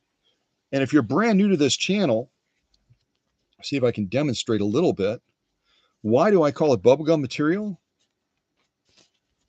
Well, maybe I won't be able to show you because now it's stitched. I should have showed you before.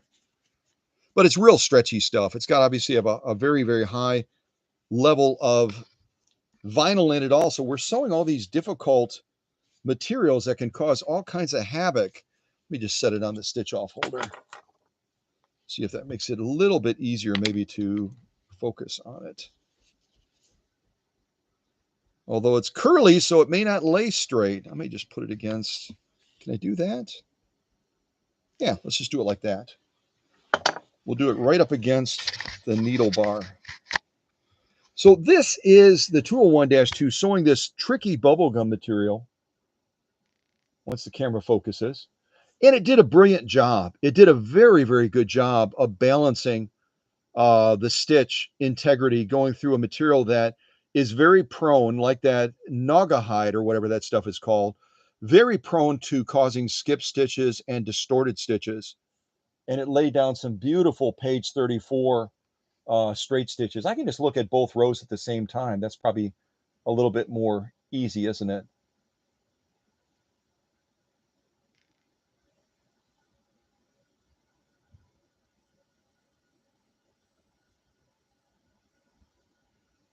Some very, very beautiful stitching on a very, very tricky material. You can kind of see the backing on this stuff as well.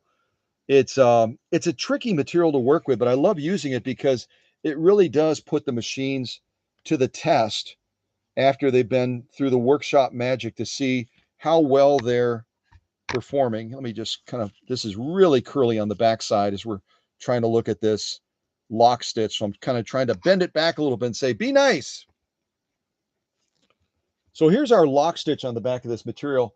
And again, like the other one, it's one of those things where when you're working with different threads, as you're working with different needle types, you may have to make some adjustments because it's going to interact with that thread differently than another needle will or another type of thread.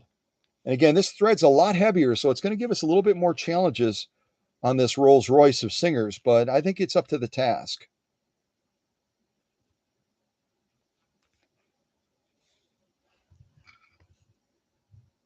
Come on. You see if shutting the light off helps. It probably will. Oh, yeah, it does. Cameras do not like LED lights. They just don't.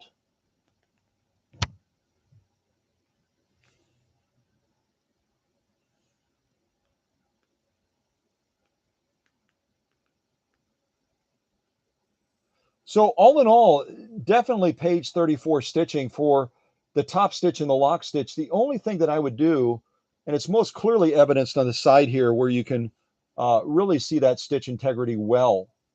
You can see it incredibly well here. You might have to make some adjustments with this heavier thread so that that lock stitch is going to be taut enough. I think this is more than acceptable the way it is, considering the heaviness of the thread, considering we're working with the material that we are, but I think we could make it better. Yeah, so I'm going to throw this to the back as a pass, a definite pass, laying down some really beautiful stitching on a very tricky, heavy vinyl-based bubblegum material. Yeah, and I'll show you the stretch factor on the other workbench with the PFAFF.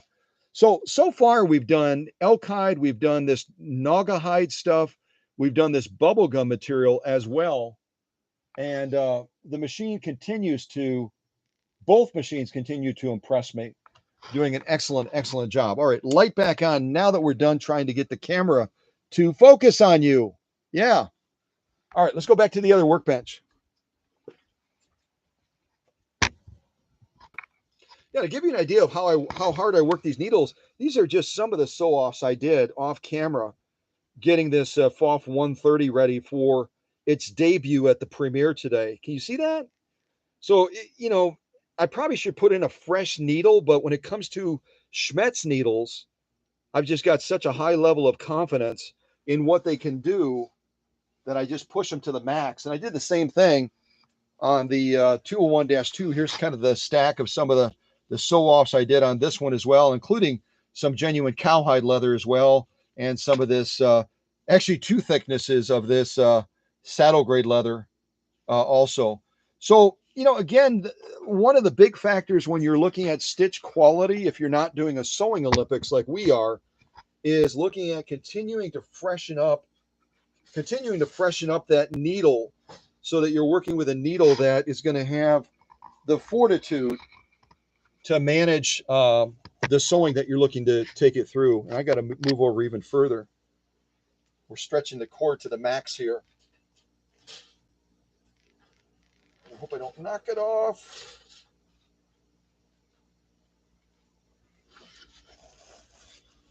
All right, so let's do this bubblegum material now on this PFAFF 130 and see how it manages this sew off.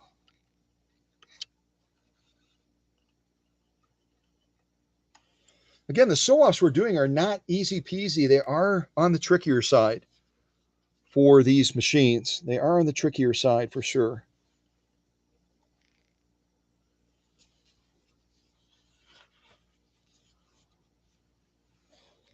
And I'm going to watch our time as well. And I think I'm going to have to resign to the fact that we are not going to be able to go through all of the sew offs that I had prepared. I wish we could, but I also want to be mindful of our time together.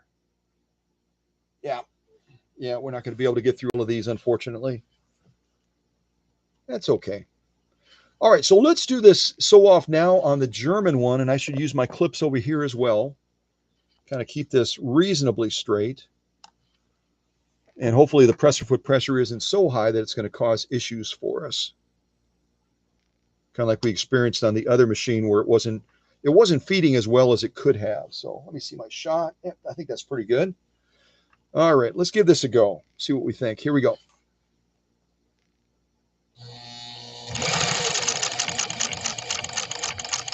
And I should show you the foot controller on this.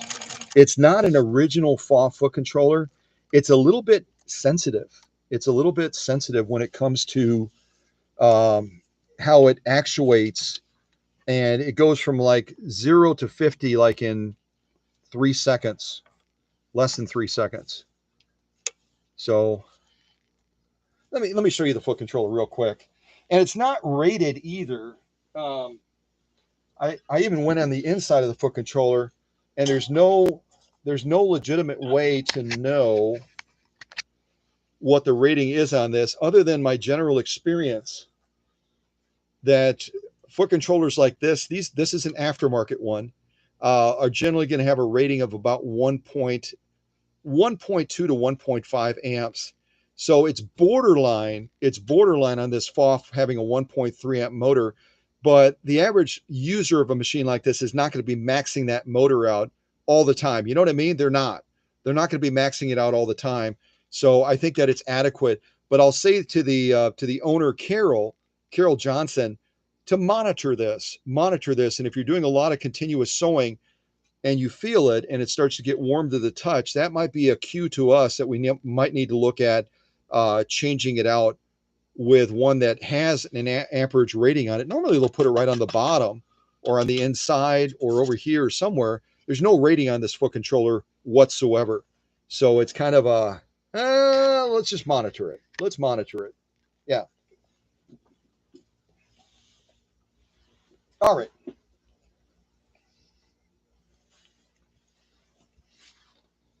Okay, so here goes, let's go around the corner here.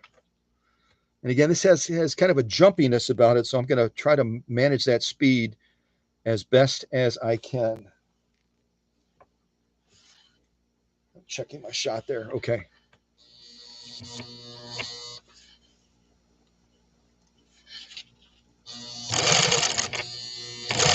See how jumpy it is? It's just a jump. It's a jumpy foot controller.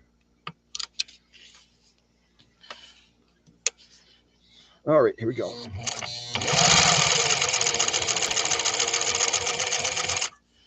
All right, stop right there.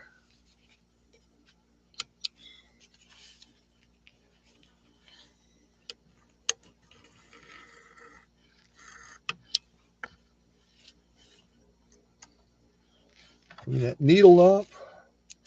And let's take a look and see how this FOFF 130-6 managed this bubblegum material, which I forgot to stretch because I'm like jumping between workbenches and I'm like, hey, if I remember to point the camera the right direction, I'm not doing too bad.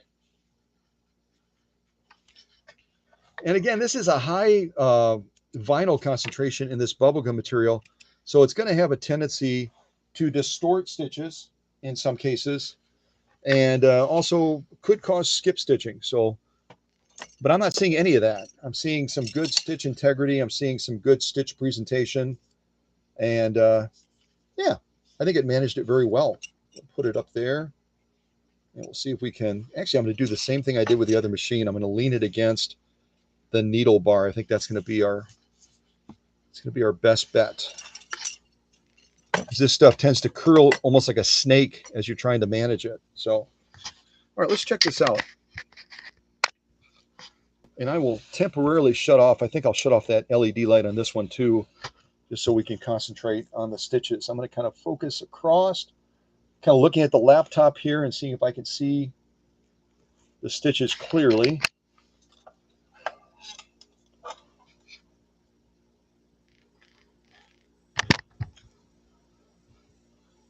And any of you that have never been on camera before, it's tricky, isn't it? It's tricky, a little bit tricky. Try shutting that off.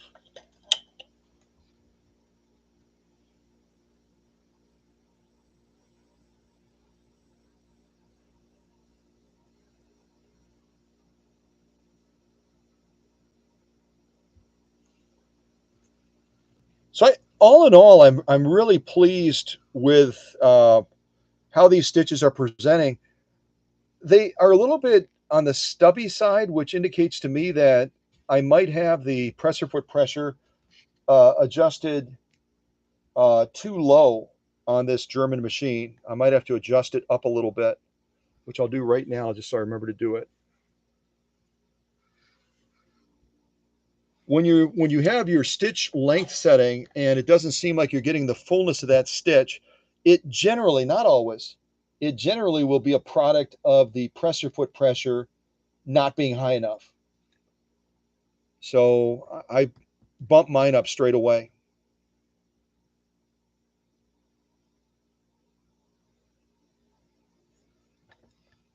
I'm like leaning over by the crate to see what I can see here.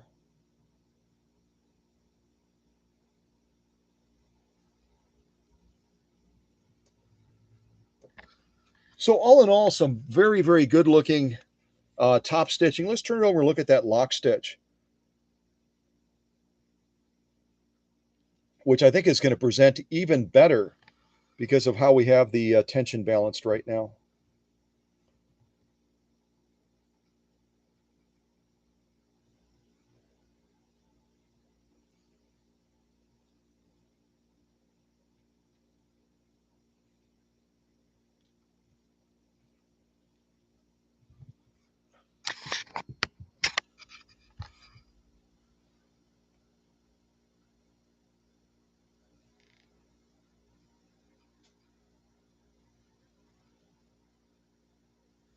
See how it curls around the corner there? You have to kind of pull it back.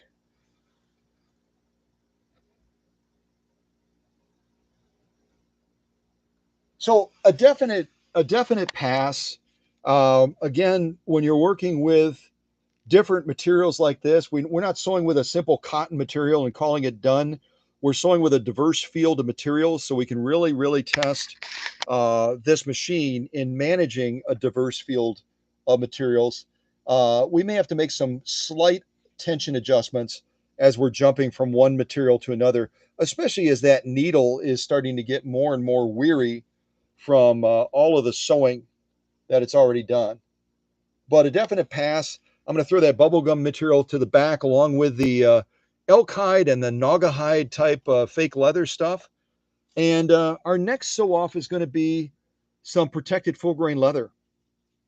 And protected full grain leather, like the elk hide, has a chemical process that it goes through. So it galvanizes that surface.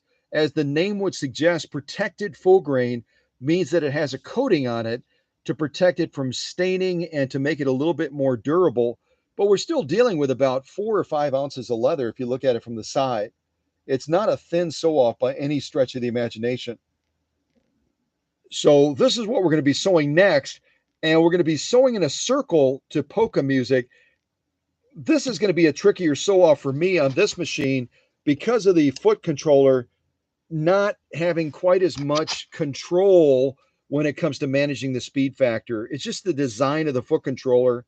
It's not designed with as much control factor as we're using it down there on the ground. So I'm going to do my best to manage speed, and we'll see how this machine does in sewing this protected full grain leather. And I'll put on some polka music to kind of keep us excited as we're going around in circles. Yeah. All right, let's see what we think here.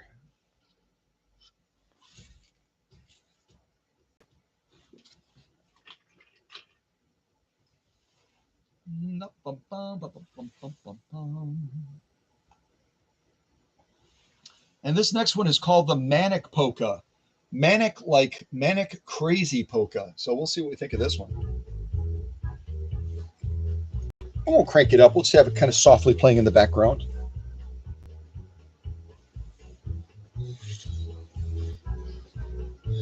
All right, here we go. A single layer of protected full grain leather on this 1952 PFAFF 130-6. And again, it's powered by a 1.3 amp motor and by an aftermarket foot controller. So here we go. This launch makes me nervous just because it's going to go 0 to 60 like in 1 second. Ah, here we go.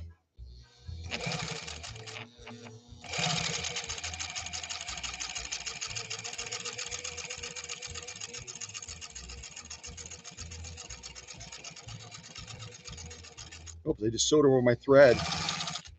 Holy mackerel, what did I just do? Hold on a second.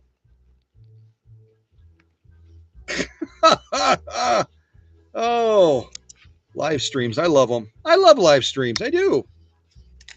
Hold on a second. Oh, goodness gravy. All because I didn't clip those threads when I could have. It's like, oh, I'm just going to leave them. Yeah, don't do that, Scott. Just clip them, buddy. Clip them.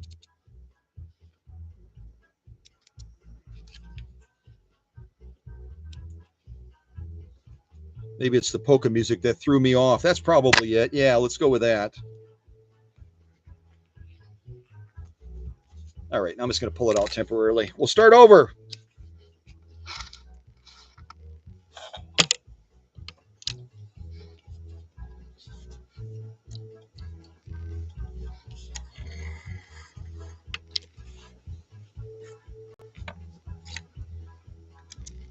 Some beautiful stitching so far.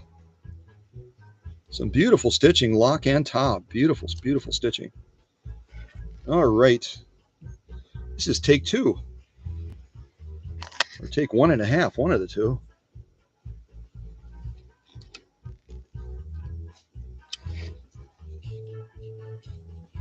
All right, we're going to pick it up right about there.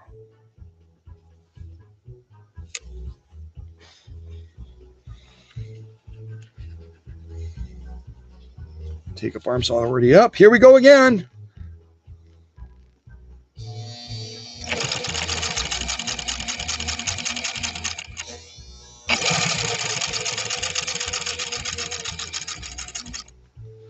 All right, this time I'm going to be a little bit wiser and give these a clip when I have a chance.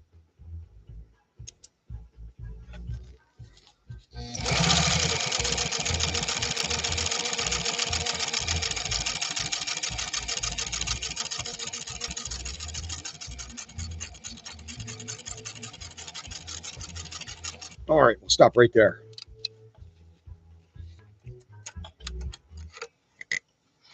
Right at the end of the music. Boy, that was planned. Not really.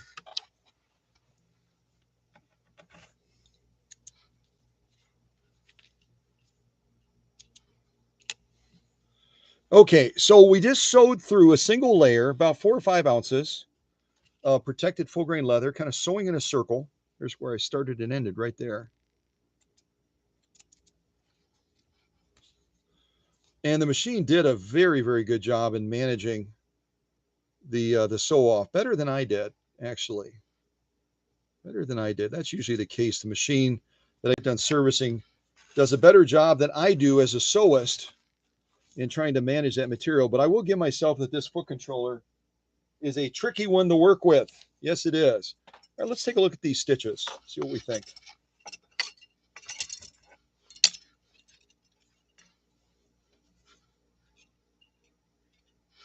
All right, set it right about there.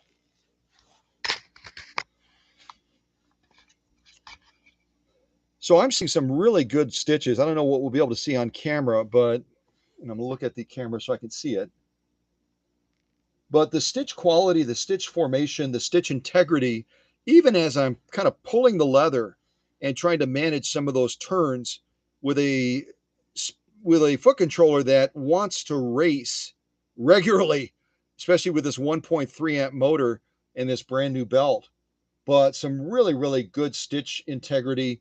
Definitely page 34. The stitch formation is spot on. You can especially see it straight on here in the middle as we're looking at that. I'm kind of leaning over by the laptop so I can make sure you're seeing what I want you to see.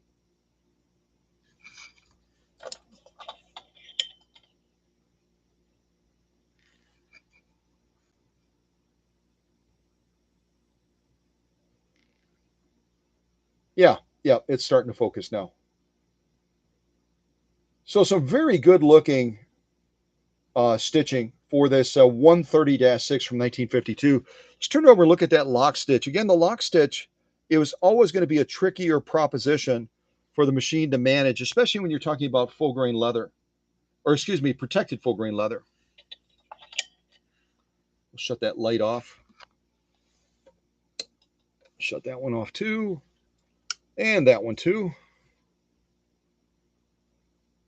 So I'm seeing some really good lock stitching as well. The spacing, the formation, the integrity of the stitching, even as you look at it vertically, it's absolutely spot on. The 130-6 did an excellent job of managing this.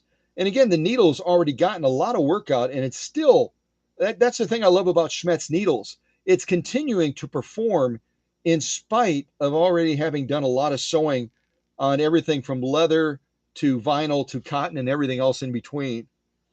So a definite pass with this protected full grain leather, laying down some absolutely gorgeous, gorgeous stitching, both for the top stitch and the lock stitch as well. So I'm going to throw that to the back as well. And once in a while, I just kind of get crazy and I decide to sew a piece of leather in a circle. And it's actually a circle. Who knew, right? So far, if you're joining the live stream a little bit late, we've done protected full grain leather.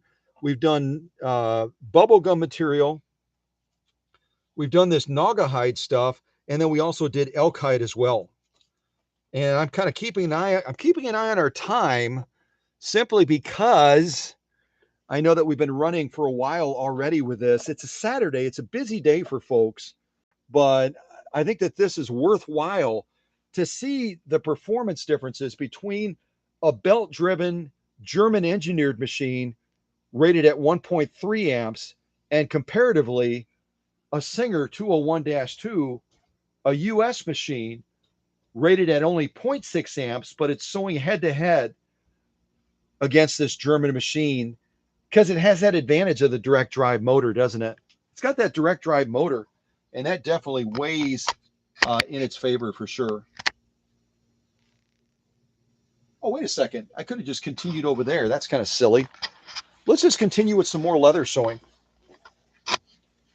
Our next one in this sew-off pile that I've got a ton of different choices here, would be this saddle grade leather, excuse me. But I think we're going to jump over to some cotton because we haven't done anything lightweight, super lightweight yet. And I want to do that to demonstrate this for Carol. Because again, live streams and premieres are really more for the owner of the machine than anyone else. I have people that will make special requests, and I try to accommodate that sometimes.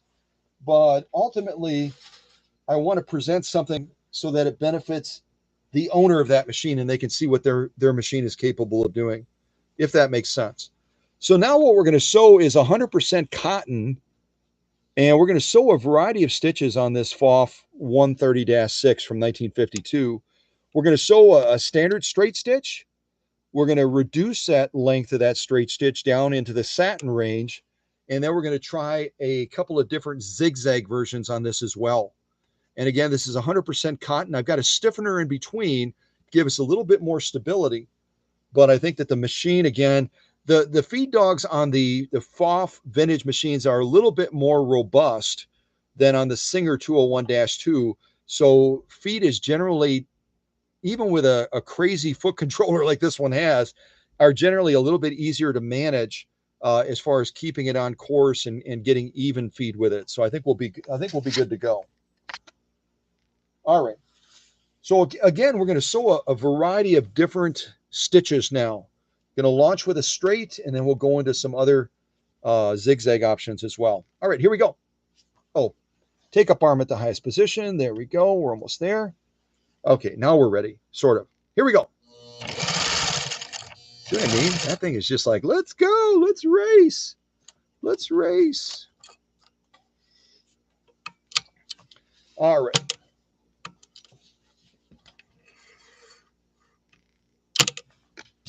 I'm going to adjust that a little bit after the live stream. It's very, very sensitive right now as far as trying to go back down. And I'm seeing that right here, at least, as I'm looking at this initial stitch off. We'll do some other ones too before we look at all of them. I'm seeing that my upper tension is overpowering that bobbin case as far as defining that stitch. So I'm going to back this off a little bit. And here's the tricky thing about these PFAFF upper tension units, where most upper tension units are going to have a restrictive range. You know, it's going to be 1 through 5, and you can only turn it, and then it has a stopping point. On the PFAFF upper tensions like this, you can turn it and turn it and turn it and turn it and turn it and turn it. So after you, like I did on, you would see on the progress shots, I took this off and I fully disassembled it, and then I reassembled it, reinstalled it on the machine. it becomes a little bit more tricky as to how many revolutions am I going to have to go before I finally find that sweet balance between the upper tension and the bobbin case down below. So right now I'm seeing a little bit, this is a little bit too high, so I'm just going to gradually back it off. And on these upper tensions, you want to lower your pressor foot lever when you're making adjustments, because otherwise it's going to be pushing forward and it's going to make it more difficult and actually could damage the upper tension because it's pressing that forward as it's trying to release the tension on that. So just lower it down as if you're sewing, and then you can adjust it back just slightly. We're not going to go crazy. We're just going to adjust it back a little bit to give a little bit more dominance to that top stitch. Make sense? Yeah, I think so. All right, let me get that into position. We're going to do our next stitch, which is going to be a much shorter version of the straight stitch that we just did. And hopefully we can give a little bit more of that dominance back to that top stitch. Because I can see that the lock stitch on this initial sew off on this 100% cotton is very, very prominent. So we've got to give a little bit more of that prominence back to this top stitch. All right, take up arms all the way up. Now we're going to shorten our stitch length. And on the PFAFF 130-6, it's very easy. On the PFAFF 130-6, unlike most of the Singer models, where on the Singer models, if you want to sew in reverse, you're going to bring this stitch length controller all the way to the top to sew in reverse or to back tack. On the PFAFF, if you want to sew in reverse, you have to bring this all the way to the bottom like that. And then it's got a range variance where you can get different stitch lengths even in reverse, kind of like some of the domestic white models as well. But what we're going to focus on now is trying to reduce that stitch down a bit. So we're going to go right around to 4. Yeah, close to 4. So we have 5, 4, 3, 2, 1, all the way down to there, and then we're in reverse. We're going to go right about to 4 and see what we think of that stitch presentation. Just seeing how the camera reacts to that LED. It seems to be okay with it. Okay, let's give this one a try. So we're sewing, I'm only guessing, probably about 10 to 12 stitches per inch, somewhere in that neck of the woods. All right, let's give it a go. Here we go.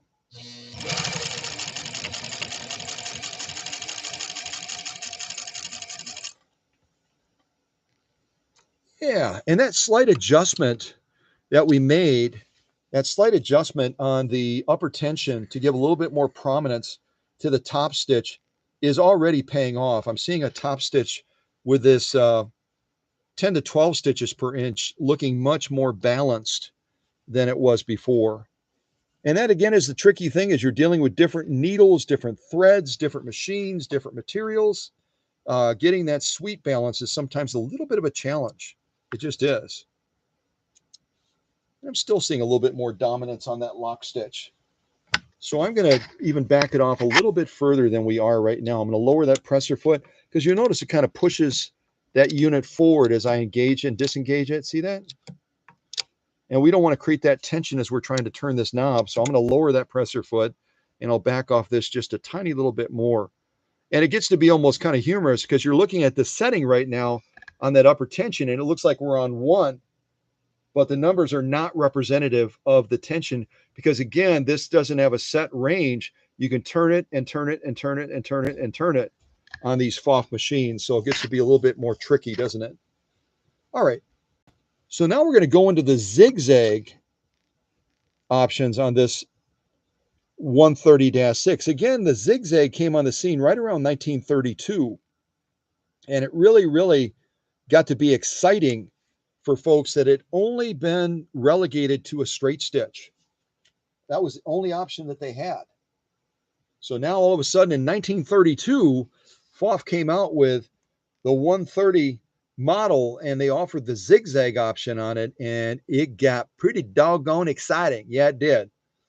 So let's try a zigzag. And on the PFAFF 130-6, it's very, very easy. And for Carol's sake, I'll say with a little bit of humor involved. I think it was Carol's husband had tried to take this unit apart. It's a very complex mechanism. Her husband had tried to take this apart. One of the springs was missing, a number of other things. This unit basically was taped on in pieces when it came to the workshop.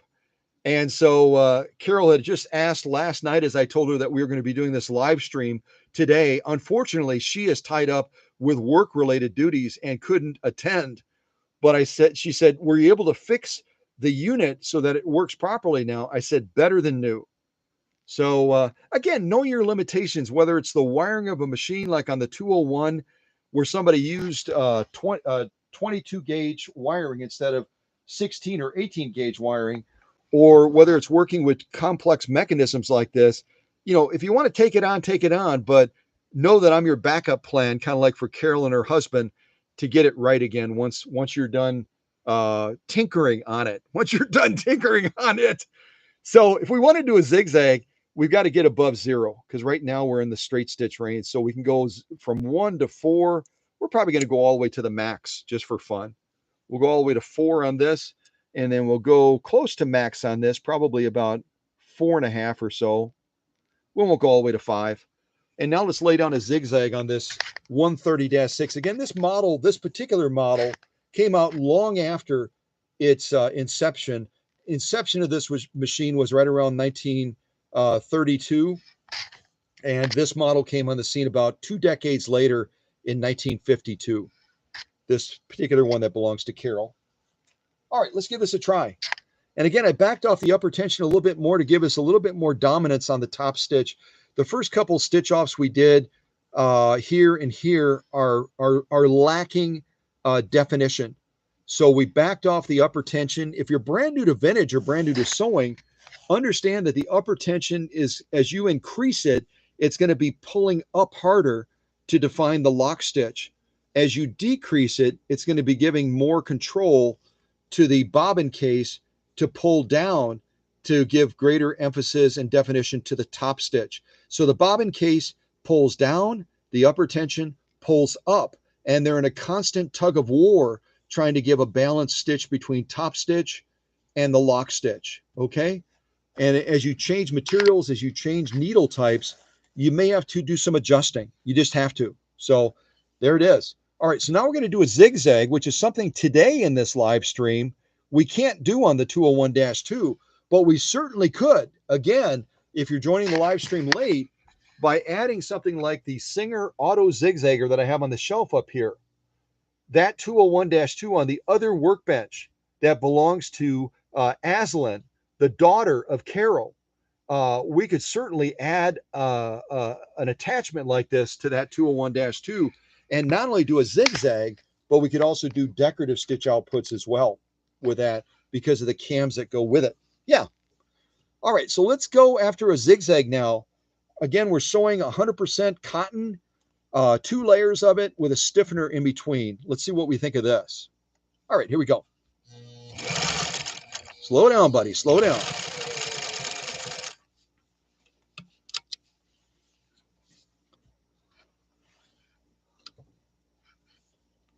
All right, needle all the way up there, Scott. There we go.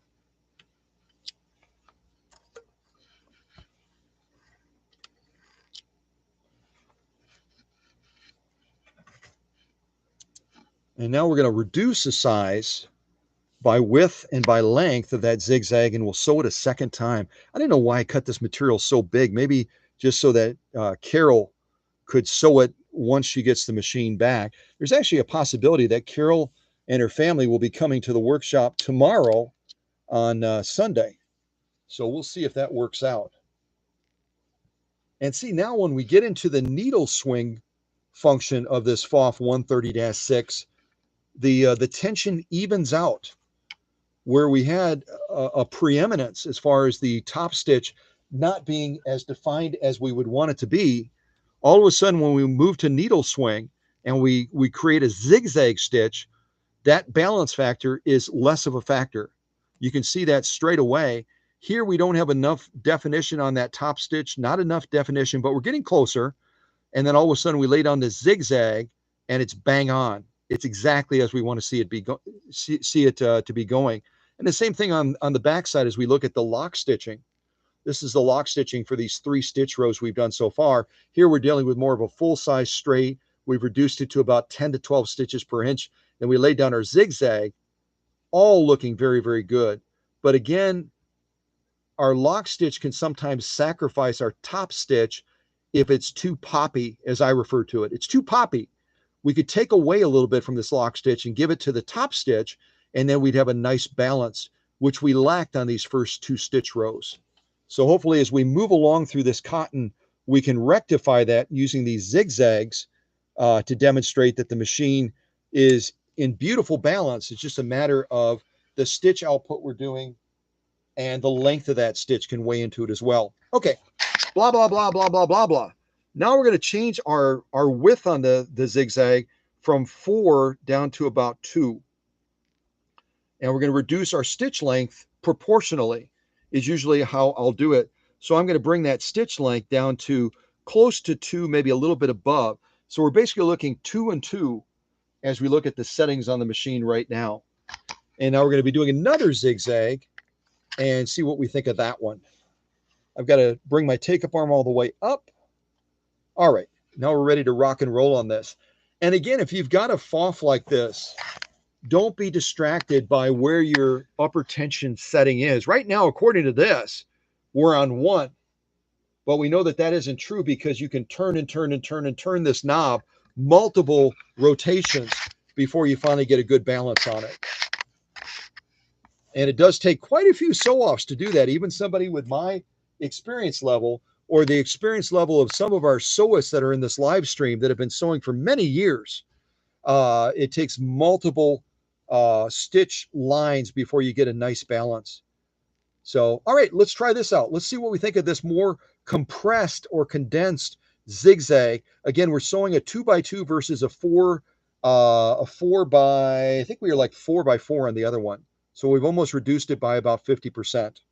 All right, here we go. Slow down, buddy. Slow down. Slow down. Slow down.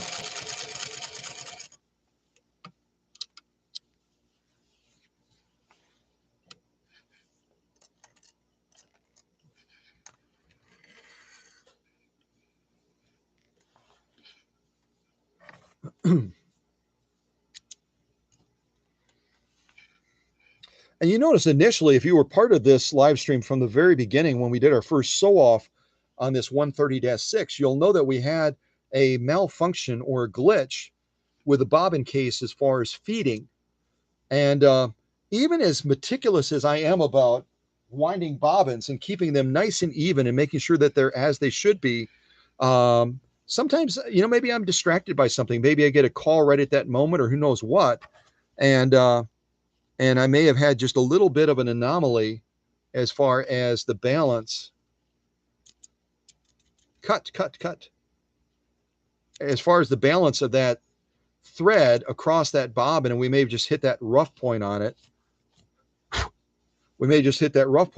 And that's what caused it to malfunction.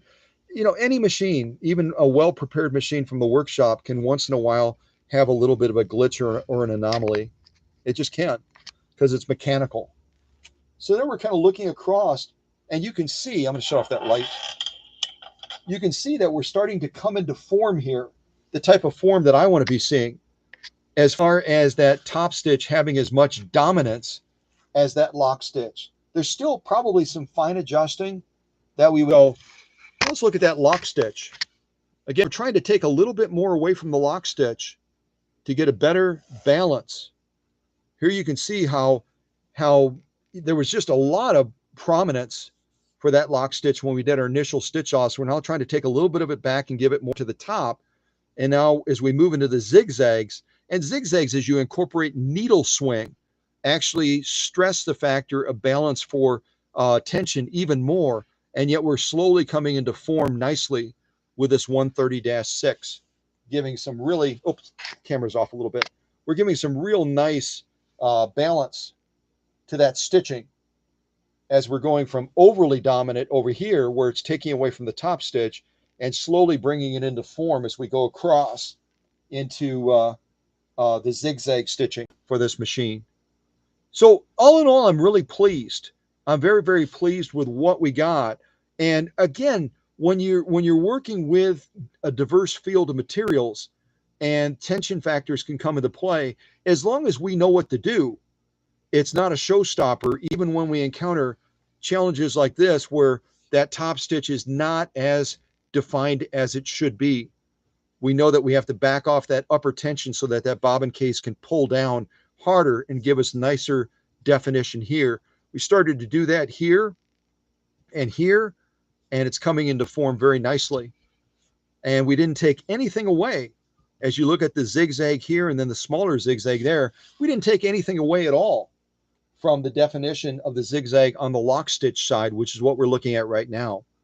So don't be nervous about that as you're trying to fine tune your tension and you're working with a diverse field of materials. You know, continue to push that machine if you're going to be working with that material a lot to get that stitch balance for tension exactly the way you want it. Exactly the way you want it. So I'm going to throw this to the back. Carol obviously has some room to play over here when she gets this machine back as she's continuing to work on that tension factor. All right.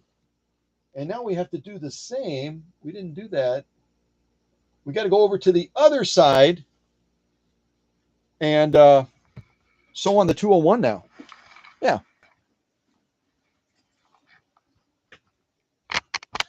And I continue to drag this rack back and forth, but it's working pretty well. It's actually working pretty well.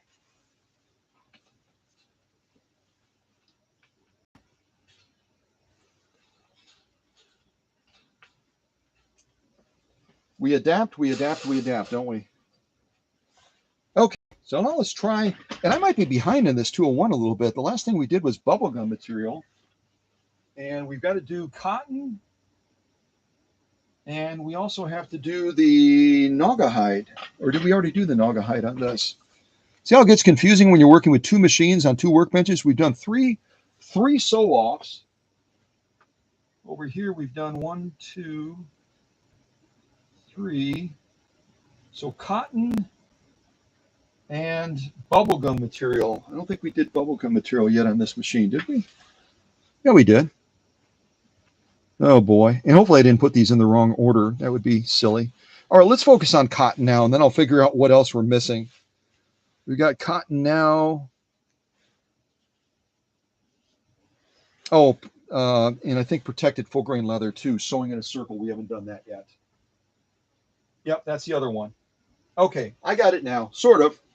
All right, a little bit more music to keep you guys awake as we are doing a marathon.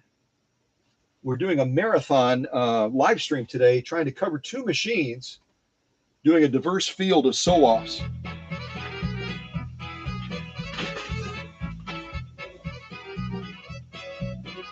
Oh, Kathy Pecor. Kathy Pecor, I'm looking at the live chat for the first time in a while, and Kathy Pecor is our grand prize winner for our recent contest giveaway for reaching 12,000 subscribers, and we did it with a calico theme, a calico city theme, or a town theme. And folks had to write a creative writing piece about that particular fictitious or real town, as it would be. And Kathy is going to be planning a trip to the workshop next month to pick up her grand prize, which is one of the 170th anniversary Singer machines that they put out last year to celebrate their 170th anniversary. So congratulations to her, and congratulations to all the folks that submitted some amazing writing pieces, really.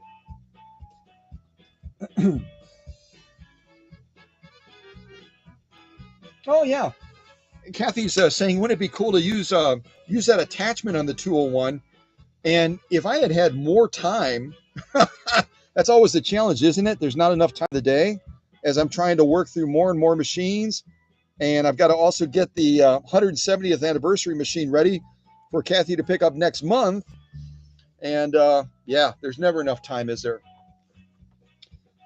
So now I'm going to be focusing on doing this 100% cotton on this 201-2.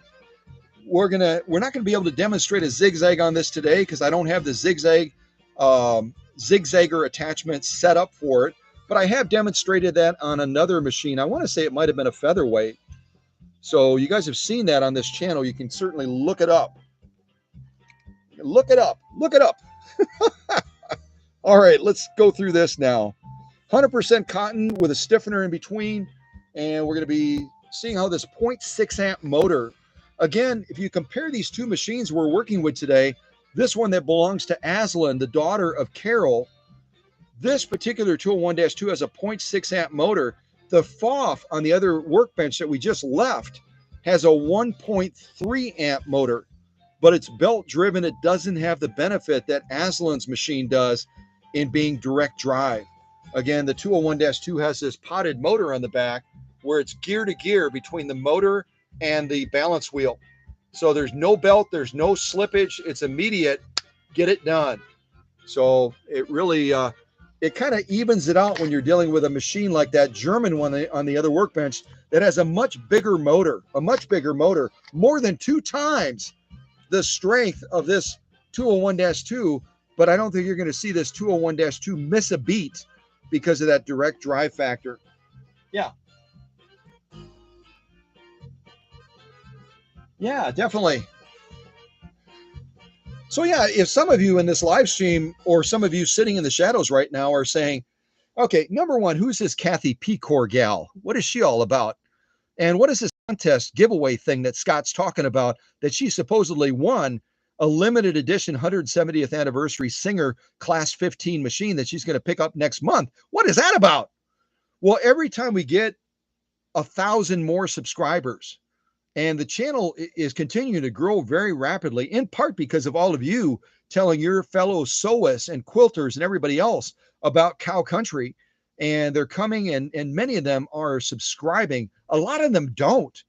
We would have a bazillion people in subscribers for the number of people that visit the channel every month if just a fraction of them would click subscribe. Hint, hint, click subscribe. So yeah, I mean, it's slowly but surely the channel continues to grow. We're already about, I don't know, we're at 12,000, almost 200.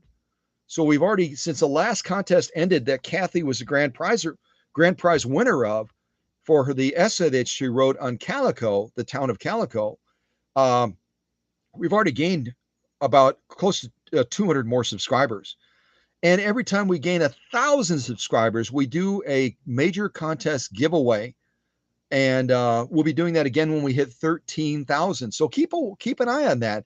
And the more of you that watch these videos and click subscribe, the quicker you can get us to that goal. Does that make sense? Click subscribe. It takes like a microsecond. You could probably teach your cat or your dog how to click subscribe. So if you don't want to click it, if you're afraid to commit and become a subscriber, and no one bothers you, no one sells your information, all it means is that you'll receive notifications of live streams and premieres and other stuff before anyone else does. You become a VIP. Then have your household pet do it. You probably could train your guinea pig in how to click subscribe. Just try it. Let us know what happens. It could be exciting. Yeah, it could. Yeah. All right. So let's see how this 201-2 does now in total silence in the workshop. I don't even have the heater on because it's supposed to get like 65 degrees here today. I'm not sure about Roz out in Michigan and some of our other Midwesterner type people, but any of the folks that are not way in the South or way out West, hopefully you're getting some warmer temperatures today too. That would be cool. All right, here we go. 201-2, 100% cotton, sewing a standard straight stitch. Let's see how she does. Here we go. Yeah, if you want to chant in the background, go Aslynn, go Aslynn, go Aslynn, go Aslynn, because we're kind of pitting mom against daughter today. The 201-2 belongs to Aslynn, the daughter of Carol, who has the PFAFF 130-6 on the other workbench. So hopefully we're not causing any family strife. I don't want to cause family strife. I don't. Maybe a little. Maybe just a little for fun. Yeah. Here we go. Oh, take up arm all the way up. See that? The machine says, hey, do it right, man, or don't do it at all. Here we go. All right, foot on the foot controller, buddy. Come on, buddy. It's the only thing with this little button on this original Bakelite is harder to hit. Harder to hit. All right, almost got it. Here we go. Almost got it. I'm so close.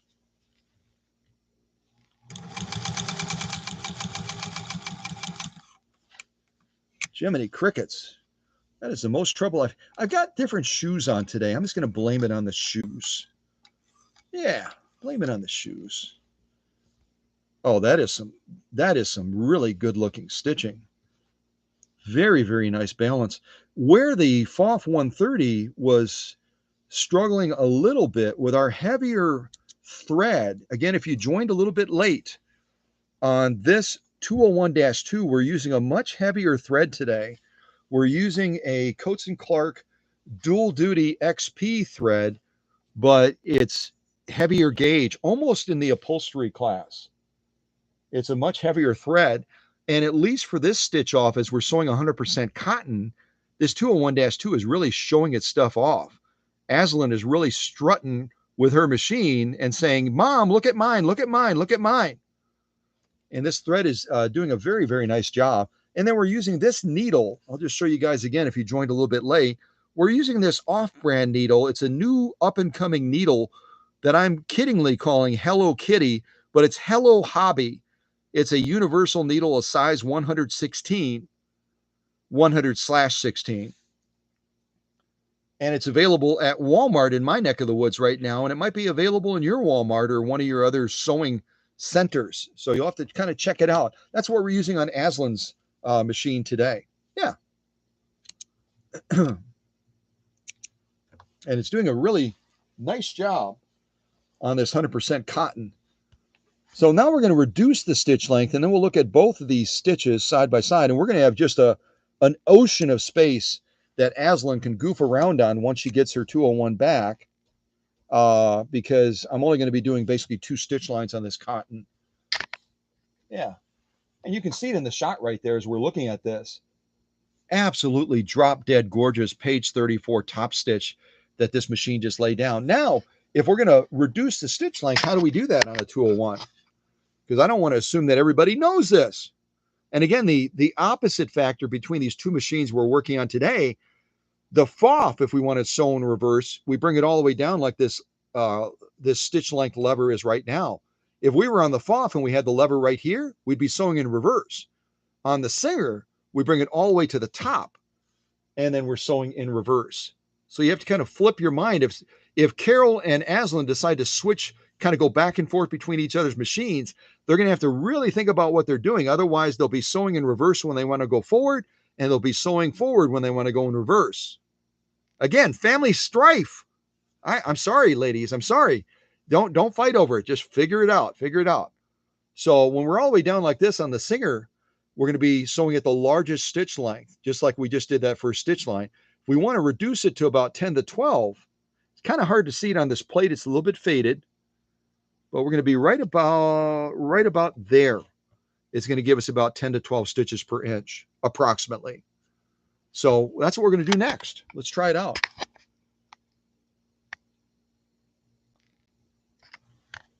Again, some very brag-worthy stitches on this cotton that Aslynn's machine just laid down. Very, very impressive. Yeah, very sexy. Very sexy stitches. I'm just going to say it. They are. All right, so now I'm going to raise that take-up arm. And if you're brand new to sewing and you say, you keep talking about this take-up something, what is that about? Your take-up arm is this right here on any sewing machine. And when you take it to the highest position so that it's just ready to go to that downstroke, see if I just barely rock the balance wheel, it's starting to go in the down motion. Come on, camera, be nice. I'm going to freeze for a second. All right, it's almost there. Anyway, this is the take-up arm. And you want to get it to the highest position so it's just ready to go on that downstroke. Okay, let's go back to the sewing. And now we're going to do that much shorter stitch on Aslynn's machine and see how it manages. Because again, when you start to stitch that much closer together with heavier thread like this heavy duty Coates & Clark dual duty XP stuff, boy, that's a mouthful. It's going to make those shorter stitches a little bit more of a challenge. So see how it does. All right, here we go. Now, hopefully I get my foot on the foot controller better this time. Last time it was really awkward. All right, here we go.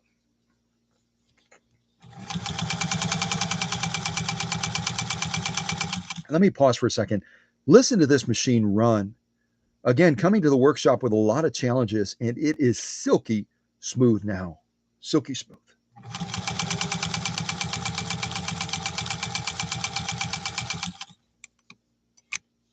Oh, I must have moved that further up than I realized, because that is definitely shorter than 10 to 12 stitches per inch. That is definitely shorter, but that's okay. That's okay. Kind of gives you an idea of what, when we get down into that satin range, kind of what this 201 is able to do. It laid down some beautiful stitching. And again, when you get this tiny with a much heavier thread, it's no small accomplishment for that machine to do that successfully. It's no small accomplishment. And I'm seeing a little bit more dominance from the lock stitch, which means we could back off that that top stitch, that upper tension. We could back off that upper tension a little bit more. Right now, we're looking at the lock stitch. Beautiful straight stitch, beautiful almost satin level stitch over here. And you can see that dominance of that lock stitch right there. Let me see if I can adjust that even a little bit more. There we go.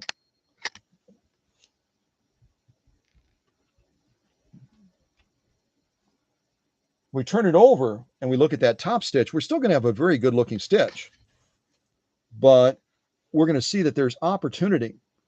And I always say we can always make it better, right? We're going to see that there's opportunity where we could make that. I'm going to do this. We could make that top stitch even more prominent. It's still a very good looking top stitch as we look at both of those columns of stitching. Very, very beautiful stitching. Again, considering we're using an off-brand needle and we're sewing with the equivalent of rope with this heavy Coats & Clark heavy duty type thread, it's doing a very, very nice job of managing that. And that's a product of the machine getting prepared, isn't it? Getting prepared in the workshop. Not all machines would be able to manage it this well. And again, there's our lock stitch. We're looking at it a little bit closer now. And again, I was a little bit off on the 10 to 12 stitches per inch. That's almost close to 20 stitches per inch. It's getting very close, isn't it? But again, beautiful stitching by this 201. Lovely job. A definite pass, a definite page 34. And now to catch up, because we're behind on the 201, we've got to sew this protected full grain leather with this 201-2. And of course, I've got to do it to some polka music. You guys know that. So I'm going to get this into position, adjust the camera a little bit more so we can watch it while we're sewing. And we'll kick on some polka music and check this out. And again, I want to thank everybody for your perseverance and your patience as we go back and forth between two workbenches and we check out these diversely different machines. Again, the Singer 201 that we're set up to sew with on this protected full grain leather right now only has a 0.6 amp motor, but it's direct drive. The machine on the other workbench that belongs to Carol is 1.3 amps, more than 2 times the power of this Singer 201-2. But again, that direct drive factor balances it out so that it's going to be a very close contest. And I hope it ends up being a draw so that mother and daughter don't say, my machine won, my machine won. Ha-ha! Not today, girls. It's going to probably be a draw. Probably going to be a draw. All right, now, goodness gravy, I hit the wrong button. All right, let's do double polka. Double polka as we're sewing. Yeah. I'm not going to crank it up too loud. I still want you to be able to hear ASLYNN'S machine running. All right, now I'm going to do my best to sew in a circle, which, considering my childlike nature, is always a fun thing to do. Yeah, it is. And notice again, if you're kind of just joining, I'm just ready to come on that downstroke with the take-up arm. See that? Yeah. All right, here we go. Get it set up so you can have a good view. There we go. There's a good view. Look at that. Aha! That's fun. All right, here we go. Before we run out of polka music, for goodness sakes. Oh, I forgot to change the stitch length, didn't I? Okay. Needle up. I want to go with a longer stitch length. Otherwise, we will be stitching and yeah, it'll take forever. It'll take forever. All right, here we go.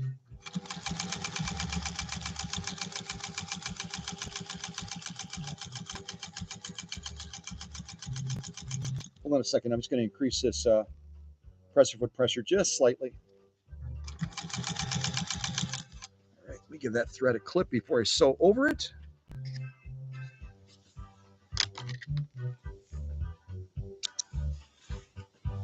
I'll probably sew over the other one, but that's okay. Maybe I'll catch it on the way around or something.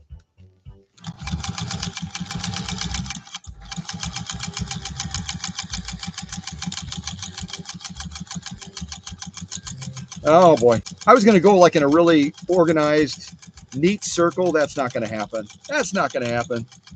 We're just going to keep on going here for a little bit.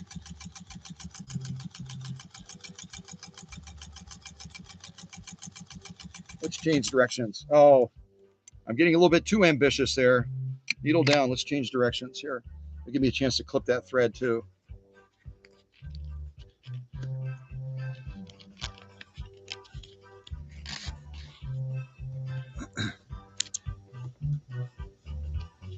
All right, press your foot down.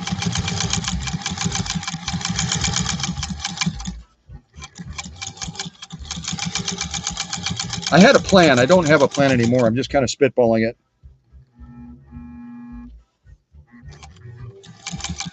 All right, I'm going to stop there. I'm going to stop there before I sew my finger or something. I probably will.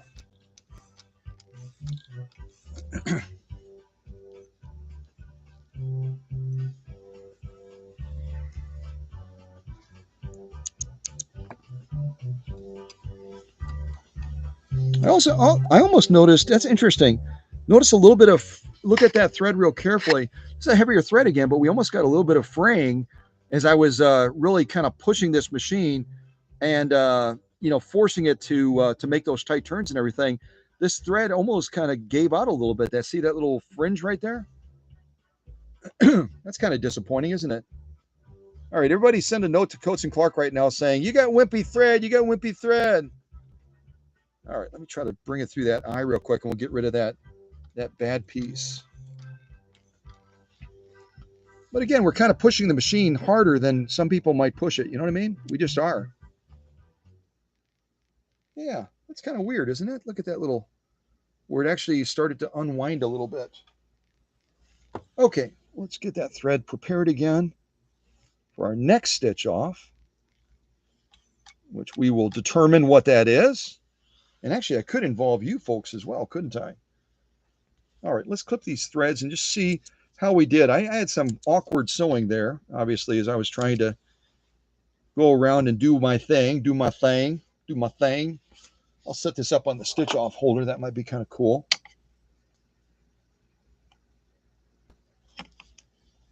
Bend those back a little bit.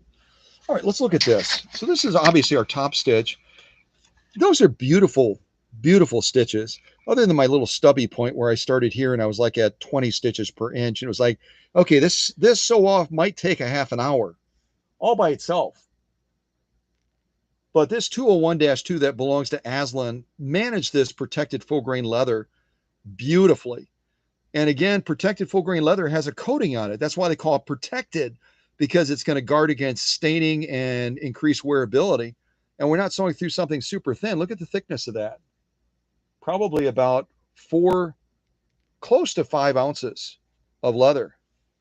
And this 201-2, other than my awkward turns and stuff, managed this sew off just beautifully. And we almost completed a little piece of art, didn't we? If I had done a better job of changing directions and stuff, we would have a beautiful decorative type masterpiece that we could sell to the Smithsonian for millions of dollars. Yeah, probably not. We turn it around. How does that lock stitch do? How did this 201 do in managing my awkward sewing? It managed beautifully. Look at the quality of those stitching, the quality of those stitches. I need to probably drink something here pretty quick. So some beautiful stitch quality, lock stitch, top stitch, absolutely spot on from this 201-2. I'm going to shut off that light. It's kind of messing with it a little bit. But that's a solid page 34 lock stitch. Very, very nice. And a solid page 34 top stitch. And again, I have to give credit to that Hobby Bear. What is that stuff called? That Hobby Lobby. No, not Hobby Lobby. Hello Kitty. Hello Kitty Needles. Hello Hobby Needles is what they're really called. They've been doing a good job during this live stream. They've been managing things well and delivering some really excellent quality.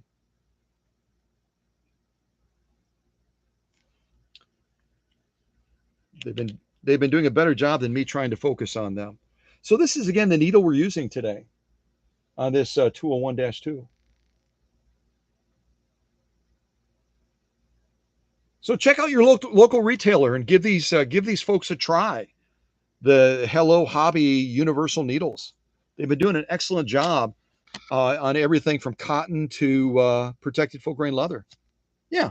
So let's throw that to the back as a pass with our growing pile over here. You see already what we've done on this live stream. We've done protected full grain leather, 100% cotton, bubblegum material, Nia something or whatever that stuff is called, the fake leather, and then also elk hide. And what we've done right here would be enough for most people. They would say, Scott, stop. You've done your job. You've done a great job of showcasing the Rolls-Royce of Singers. You've done a great job of showcasing this 130-6. And you'd be right. But I think we can probably do a few more sew-offs and then we'll wrap this up. Because I know we've been going incredibly long. And folks like Emma and Paula and Roz and others incredibly dedicated to what we do on the channel. And that's why a number of them have moved into leadership roles now, helping to manage live streams like this. Because someone could be typing outrageous things in the chat as I'm engaged in moving between workbenches and trying to, get things right and trying to sew a little bit straighter than I normally sew. And I wouldn't have a clue. And we want to maintain a family-friendly environment, a fun environment where we can learn together.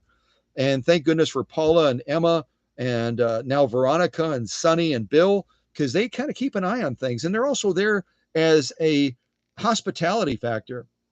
When you're courageous enough to leave the shadows and move into the live chat, they want you to, feel like you're welcome. And I hope you do. And a lot of people have said that. I know as they've finally made that step out of the shadows and Paula or Emma or one of the others has welcomed them and just, really made them feel like a part of our family. They've said, yeah, I really feel welcome. I really feel like it's different than some of the other places that I've visited, on YouTube or Facebook or other places like that. So yeah, that's the good stuff, isn't it? Yeah. Light back on. All right. What are we going to do next? What can we do next? What can we do next? Well, let's do some denim. Let's try some denim. And I'm not going to go crazy on the denim, but we'll do a little craziness on the denim. And this is not that stretchy. You remember how I've sewn that denim before that you can literally pull it like bubblegum material? This is more of a traditional denim. It doesn't have that stretch factor to it, which I like. I don't like the stretchy stuff. It's annoying. So we got 2 layers to start. I'm going to fold it in the middle, get us up to 4 layers, fold it again, get us up to 6 layers. And some of you watching right now, or some of you that will watch this later, might be saying, hold on a second, 6 layers of heavy grade denim is not a light sew off, Scott. It's not a light sew off. It is for our machines that leave this workshop.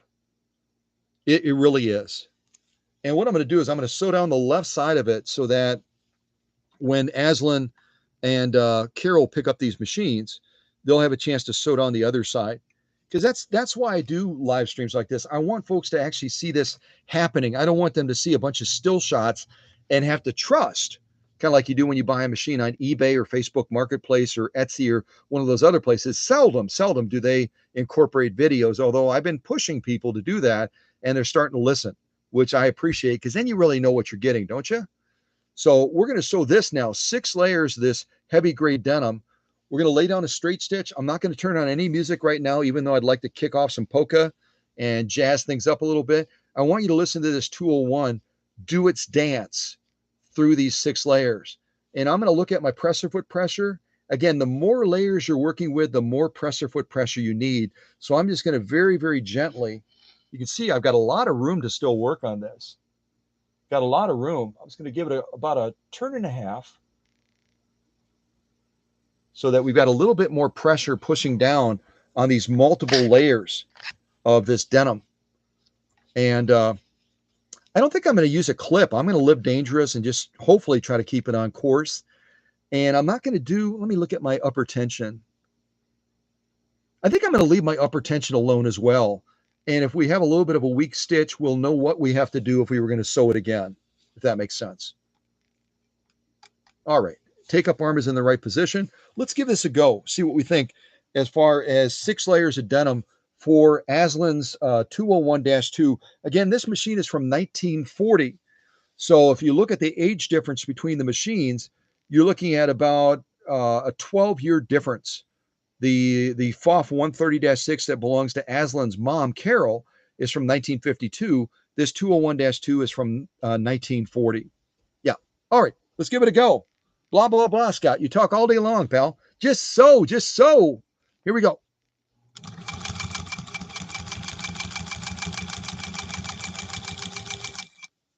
I didn't do the grandest a job of keeping that straight, but the machine made up for my lack of sewing straight, and it laid down what I'm seeing is a gorgeous lock and a top stitch. I mean, it is that FOF on the other workbench is getting nervous right about now, especially after we take a look at these closer up. And again, look at the thickness of what we just sewed through. Even if I pinch it together, I'm pinching it right now.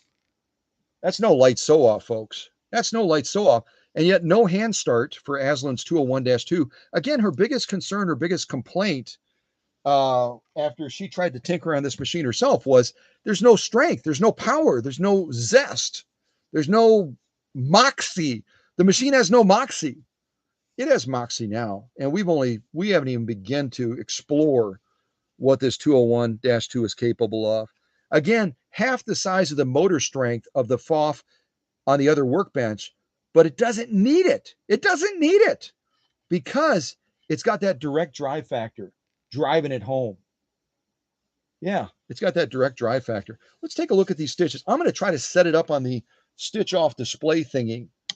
And I could use, I could and I should use Paula's on this one. Let's do that.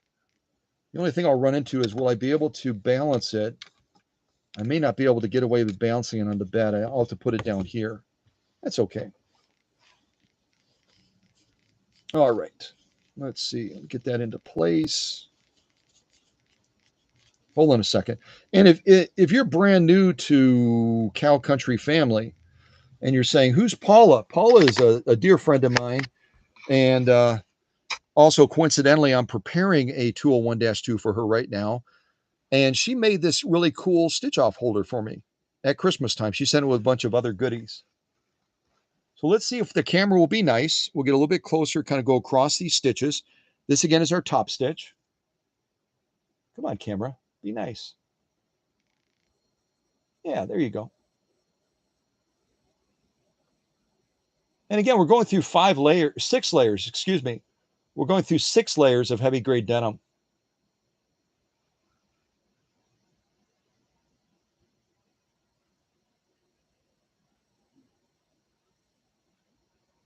And I could have even gone up a little bit higher on that presser foot pressure, because I see just a tiny little bit of compression on those stitches, just a tiny little bit of compression. But all in all, a beautiful page 34 stitch line there. Beautiful page 34 stitch line.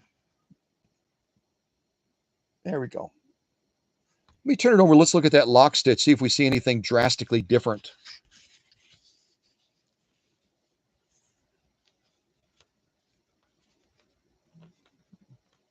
All right, stay there. Don't move. Now we're going to look at that lock stitch.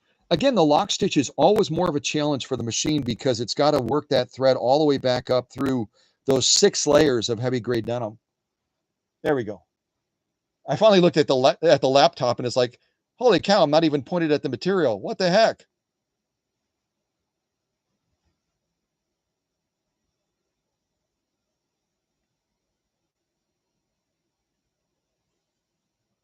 Beautiful, beautiful stitching. Beautiful stitching. And right here, it's kind of puckered down a little bit. If I try to move it, I'll knock it off and it'll land on the ground. So I'm just going to leave it the way it is and we'll just kind of peek in there. We'll kind of peek in there at the stitching.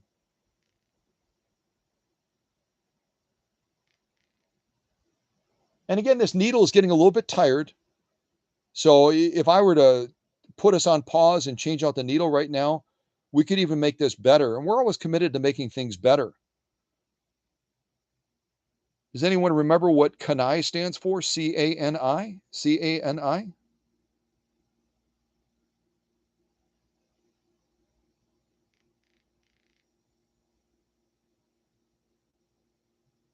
So that I'm not going to dwell on this any further. That's a clear pass. It's a clear page 34, and you can see the thickness again of what we went through with these 6 layers of heavy grade denim, and lay down beautiful, beautiful stitching with this 201-2. Like I said, I think this 201-2 that belongs to Ashlyn, Carol's daughter, is making that FAFF a little bit nervous. It's making a little bit nervous. Yeah, it is.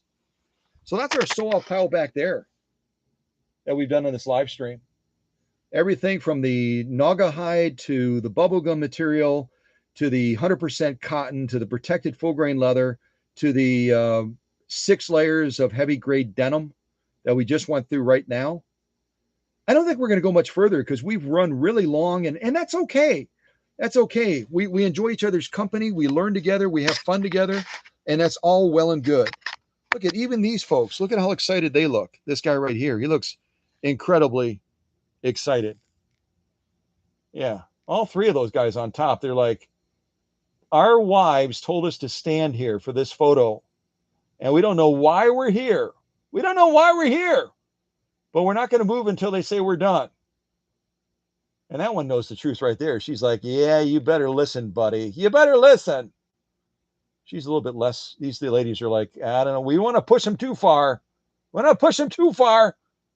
But yeah. They look excited and out of focus for a temporary second there. All right. So, but again, thanks to Paula for such a creative, fun thing to give. Isn't that neat? Isn't that awesome? Yeah, it is. All right. I'm going to move that to the back as I knock it off. So let's see. Let's go to the other workbench and put that FAFF 130-6 to work. It's been resting. It's been resting too long. So let's do that. Constant and never-ending improvement. Exactly right, ladies. Exactly right, Paula and Emma. Spot on. We're never as good today as we will be tomorrow. You know what I mean? We're just not. And we wouldn't be nearly as good at what we do without all of you. Without all of you, we would not be nearly as good. Like I said, there's strength in numbers, especially when numbers are incredibly talented, smart people like all of the folks that frequent our classroom. They frequent our classroom because it makes them better. It makes all of us better, too. I wish they had given me a longer cord with this camera. The camera is really quite outstanding, but it just doesn't have a long enough cord. It just doesn't. Of course, I'm kind of pushing it to the limits a little bit, aren't I? Yeah.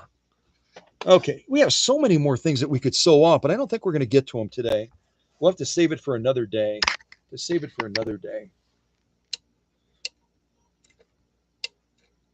Yeah, that LED light on this one could be a little bit brighter too, I think. So yeah, I'll have to see if I can. I'll talk to Carol and Ashlyn about that and see what they want to do. But let's do denim on this FAFF machine now. And I better change my stitch width back to 0 so I remember that I'm sewing a straight stitch. Better remember that. Yeah. So here on this FAFF 130-6, again, powered by a 1.3. Is that right? Yeah. 1.3 amp motor. So again, a motor twice the size of the one on the 201-2. We're going to be sewing 6 layers of denim on this one too. And because we've got a zigzag on this one, I might decide to be crazy and try doing a zigzag on this as well through the 6 layers. We might give that a go. So 2 layers, 4 layers, and finally 6 layers, just like we did on the 201-2. So let's get that underneath the presser foot. And we will see how this German engineered machine does with the same task that we gave to its American counterpart, the 201-2. And this initially felt almost a little bit like a David and Goliath, didn't it? Goliath is over on this workbench, this German 130-6, having that 1.3 amp motor. But for the sew-offs we've done, it hasn't really proven to be a huge advantage. We've been able to keep up both of them running side by side when the other one has half the amount of power, but it's got that direct drive, that gear to gear factor that really plays into the equation, doesn't it? All right, enough blah, blah, blahing, Scott. Get your take-up arm at the highest position, and let's get ready to see how this German machine does now, going through these 6 layers of heavy grade denim. All right, here we go.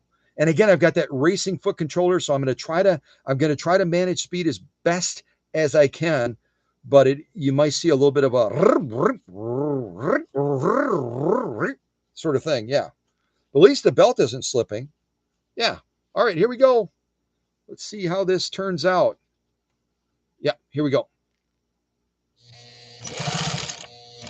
Slow down, slow down, slow down, slow down. Jiminy crickets, you're so excited. You're so excited.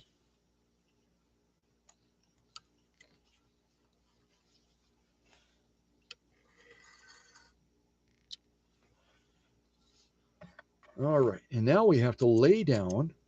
And I'm looking at the stitch length as far as it's the machine's execution of that sew-off. Beautiful stitching. Yeah, I mean, nothing to be disappointed about. But the thing that I am noticing is I don't have enough presser foot pressure because that stitch is noticeably, to me at least, it's noticeably compressed from where it should be. So I'm going to reach over before we go to the zigzag, and I'm going to bump up that presser foot pressure a good 2 turns. And then we'll kind of launch into that. But, you know, the initial glimpse of these stitches, no skip stitches. Absolutely. I've got to look over at the camera, or at the laptop rather. Beautiful stitch presentation, stitch quality, clearly page 34, but compressed, because with all of these layers of the denim, I didn't have that presser foot pressure high enough. And the result, when you don't have enough presser foot pressure and you're sewing multiple layers like this, is it will make that stitch length compressed or stubbier. So you're not getting the full length of that straight stitch. Yeah, that's what happens. So a good learning lesson. And it's hard to gauge that sometimes. It's hard to gauge that. You have to kind of sew it and go, oh, okay, we need more presser foot pressure. Because this is no light sew off that we're going through right there. All right, let's attempt a zigzag on this now. Let's attempt a zigzag.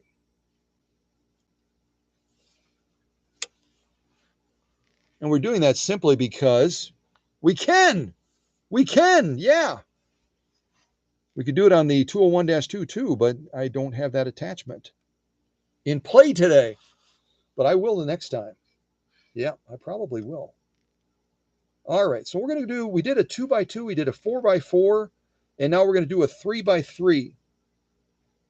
So I am moving, I should show you, I'm moving the stitch width, which is this right here, this knob, moving the stitch width, and again, you notice my needle is moving, so my needle is out of the material, always, always, always out of the material if you're making adjustments. Moving this to 3, right about there. And then our stitch length, we're moving that to right around 3 as well. A little bit beyond 3. And I didn't point out in this machine, I'm kind of I'm so distracted between two workbenches. Point out just a couple quick little things on the machine. This is your feed dog drop. The 201-2 does not have a feed dog drop. Just being honest. And this control right here will allow you to change needle position. You can either push it back and up, or you can push it in and down to change needle position. In and down would move the needle to the left. In and up would move the needle to the right if you want to change needle position on this particular PFAFF. Yeah. And this is a restrictor here that will allow you to set boundaries as far as how far you can go in stitch width. Yeah. Okay. All right, covered that. My conscience is cleared. Ah! All right, so let's do a zigzag now. See how we do on that. Let's do a zigzag.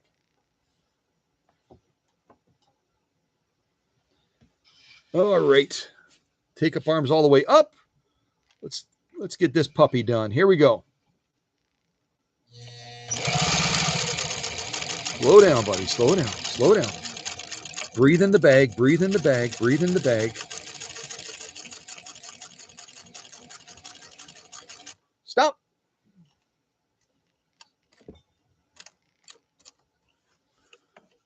Okay. That was semi-exciting, wasn't it? Yeah. Every time I push on this foot controller, it's semi-exciting and terrifying all at the same time. All right. But the more you work with the machine, the more you become familiar with its idiosyncrasies, because all machines have them, and you become a little bit more comfortable in managing that speed output using that foot controller. And we could always change it out if Carol down the road says, I think I'd like to have a different foot controller. That's something we can always do. No problem. All right, let's set this up and take a look at these stitches on this PFAFF 130-6.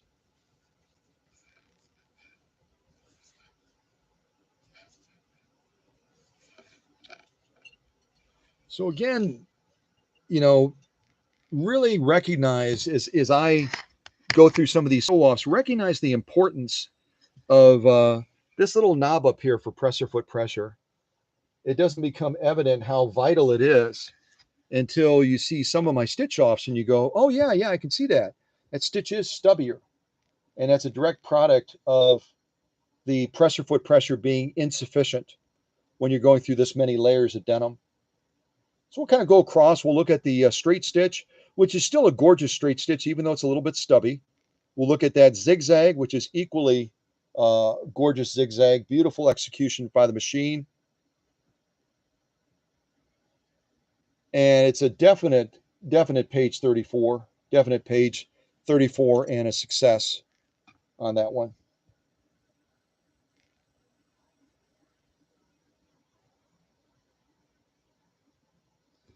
And again, the thickness factor, I think, is something that you really have to recognize. Even though it's a 1.3 amp motor, there are machines out there that have bigger motors than this that would actually struggle in doing some of the sew-offs that we're doing because they're not optimized. They're just not optimized, and they don't really have that. They can have that label on there of being a certain amperage, but they're not putting out anything close to that. So that's our top stitch. Now we're going to turn over and look at the lock stitch. Going to get that into position here. Get the camera lined up again.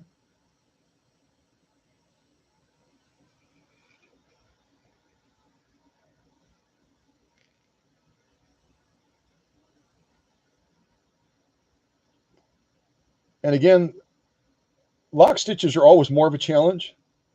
And yet this PFAFF 130 had no issues whatsoever in delivering a very, very solid output on that lock stitch.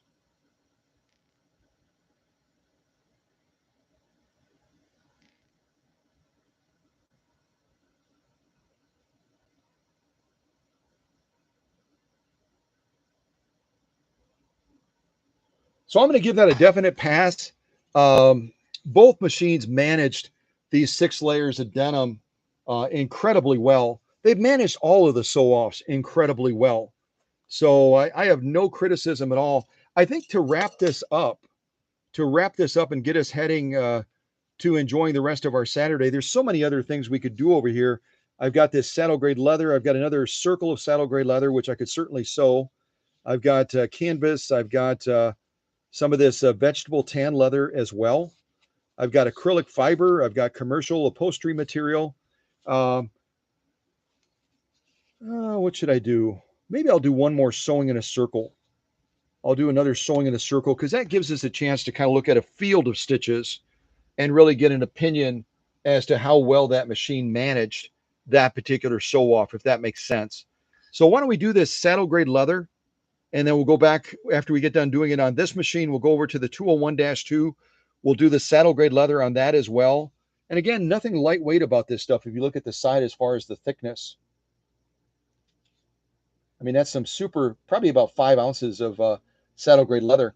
And then we'll wrap this live stream up so you can go on and enjoy the rest of your Saturday. I'm so glad that you took time out of your busy lives to spend this amount of time with me.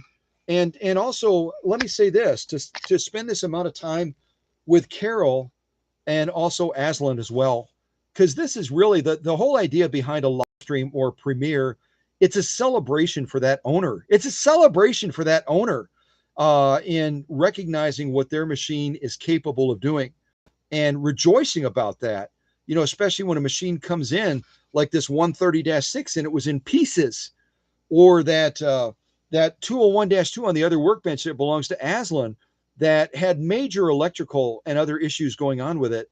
And we overcome all of that in the workshop, don't we? We overcome all of that, and we can finally sit down and enjoy a moment of celebration like this where we can see the machine do its thing.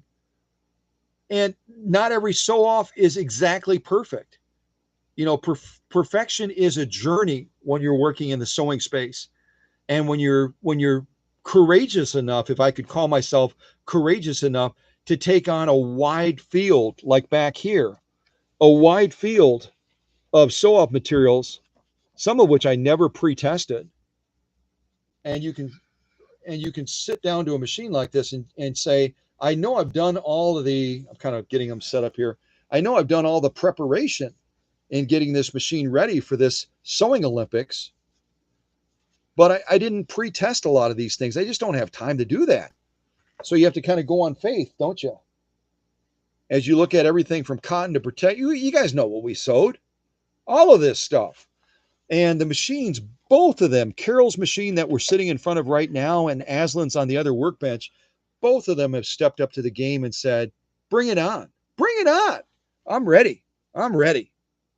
So let's wrap this up on the German one. We could do so much more on this German machine. Such a fabulous machine, isn't it? And we'll do this next sew off with the saddle grade leather, and then we'll go to the other workbench and we'll do the saddle grade leather on that 201-2, and we will call it a day. Yeah, I mean, I still have work to do, and you probably do well as well, but we'll call it a day as far as this live stream. All right, how about a little bit more polka music? A little bit more polka music, because Carol made it a point of saying, I love polka. So this next one is called Black Polka Dots. It runs for 2 minutes and 22 seconds. So hopefully I'll be done then. Yeah, hopefully. Holy mackerel, that's a polka? No, it isn't. Honest to Pete, it's called a polka song. Kind of a fun song to sew off to, though. All right, let's do it. Take up arm all the way up. Here we go.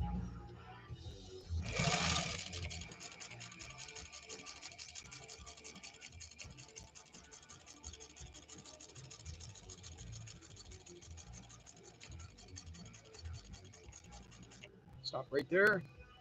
Clip these threads before I run into problems again.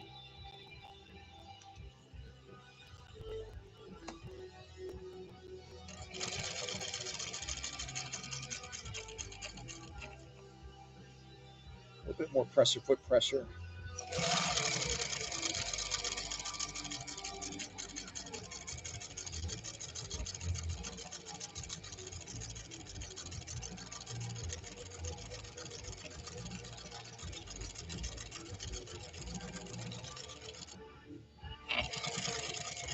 All right, I'm going to stop there. I'm going to stop there because I'll probably end up sewing my finger if I try to push it any further.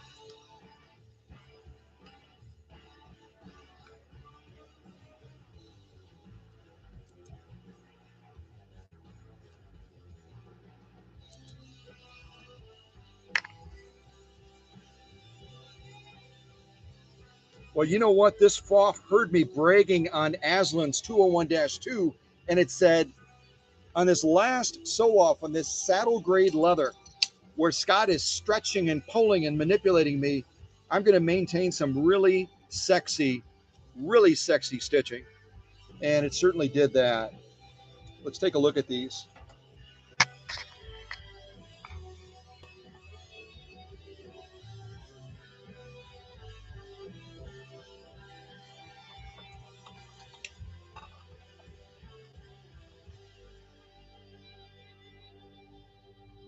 That light actually makes it worse, doesn't it? Let's leave that light off.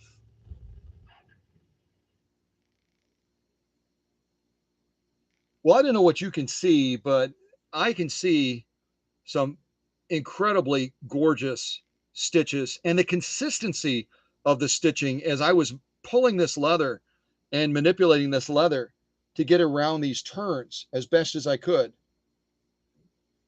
This Western Germany engineered machine from 1952 said, I am not going to be outdone by that American counterpart, that Rolls Royce that you guys call it. Well, you know what? If you're going to call it a Rolls Royce, then you can call me a Mercedes.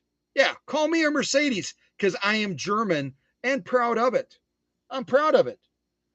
And really, quite honestly, all the kidding aside, Carol's FOF 130-6 from 1952 really pulled it out of the stakes in the end and laid down some gorgeous stitching. I'm trying to hold the camera as still as I can as I'm talking.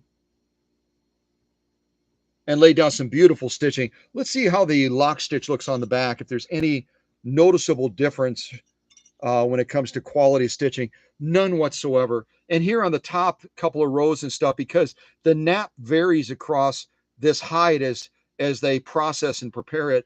Beautiful stitch quality on the back as well with that lock stitch.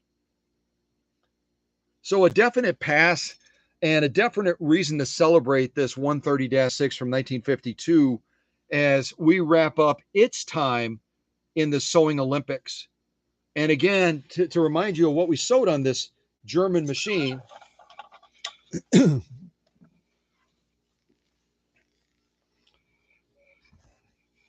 you know, let me move that as well. Saddle grade leather, gorgeous stitch off on that. I'll kind of do it like this. It's probably easier to see. Saddle grade leather, 100% cotton.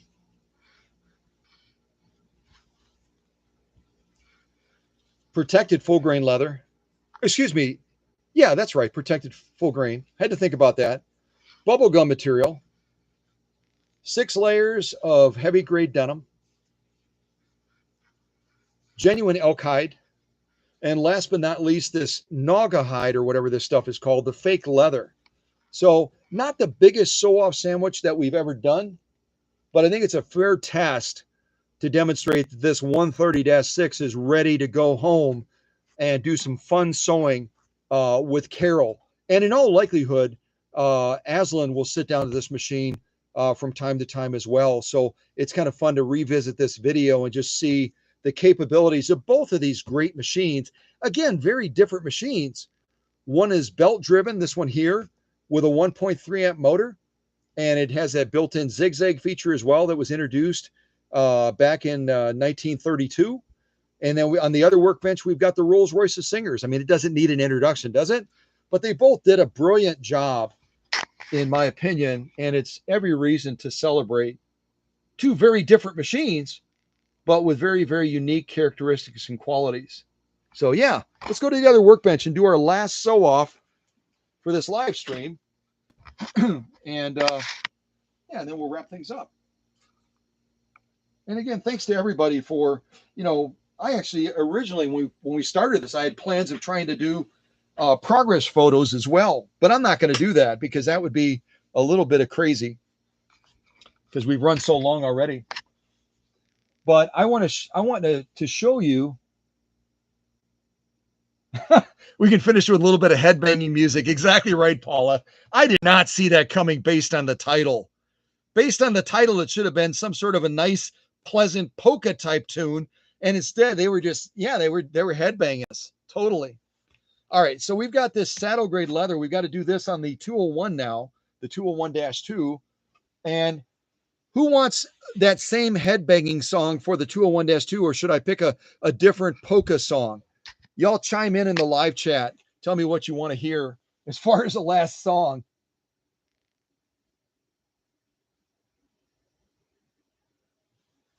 Oh, Kathy said goodbye. Kathy's probably already gone, but goodbye to Kathy as well. And thanks again for hanging with us with a long live stream. A long live stream. Yeah, for sure. So what do you guys think? Nobody's saying anything, so I'm just gonna put on some music.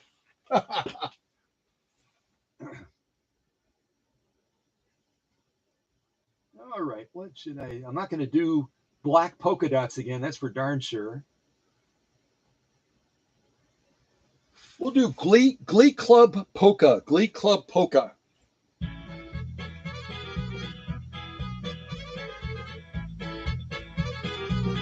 All right, our final sew off on the 201-2, single layer of saddle grade leather. And I'm going to do my best to sew in a circle.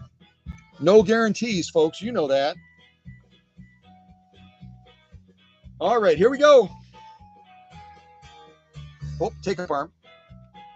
All right, here we go.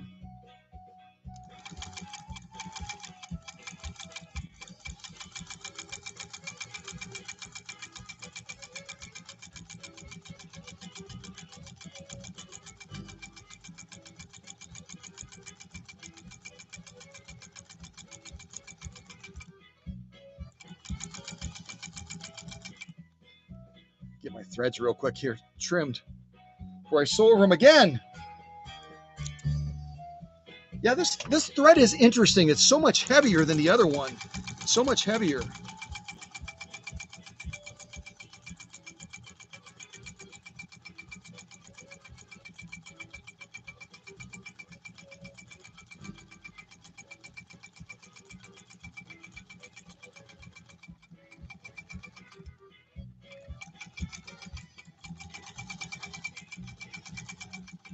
I decided I want to switch directions.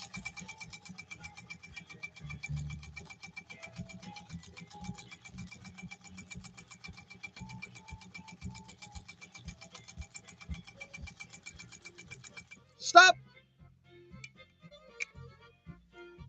Oh, that's fun, isn't it? That's just fun. Well, again, you should try out these needles. Then you know what? These needles have stood up against the sewaholics and against a sewing marathon. And they've proven that they're pretty doggone good needles. So again, if you want to try a Hello Hobby needle, if you've got one at your local retailer, you'll have to try them out. These again are a size 116 that we're using today. And you can go to your local Joann's and pick up this thread and give it a try. If you've tried the dual duty thread before, this is a little bit different. It's quite a bit heavier, and it gives a different textured appearance when you do the sew-offs. It's also the XP like the other one on the PFAFF, but it's a heavy duty one. So check it out. See what you think. Oh my goodness. What a great way for this Rolls Royce to end. Ha-ha! Let's take a look at this. Oh my goodness. That is some beautiful stitching on ASLYNN'S 1940. Again, this 201-2 is 12 years the senior of the PFAFF machine on the other workbench that belongs to Carol. Wait, let me flip that light off. It's messing with the camera. Focus, please.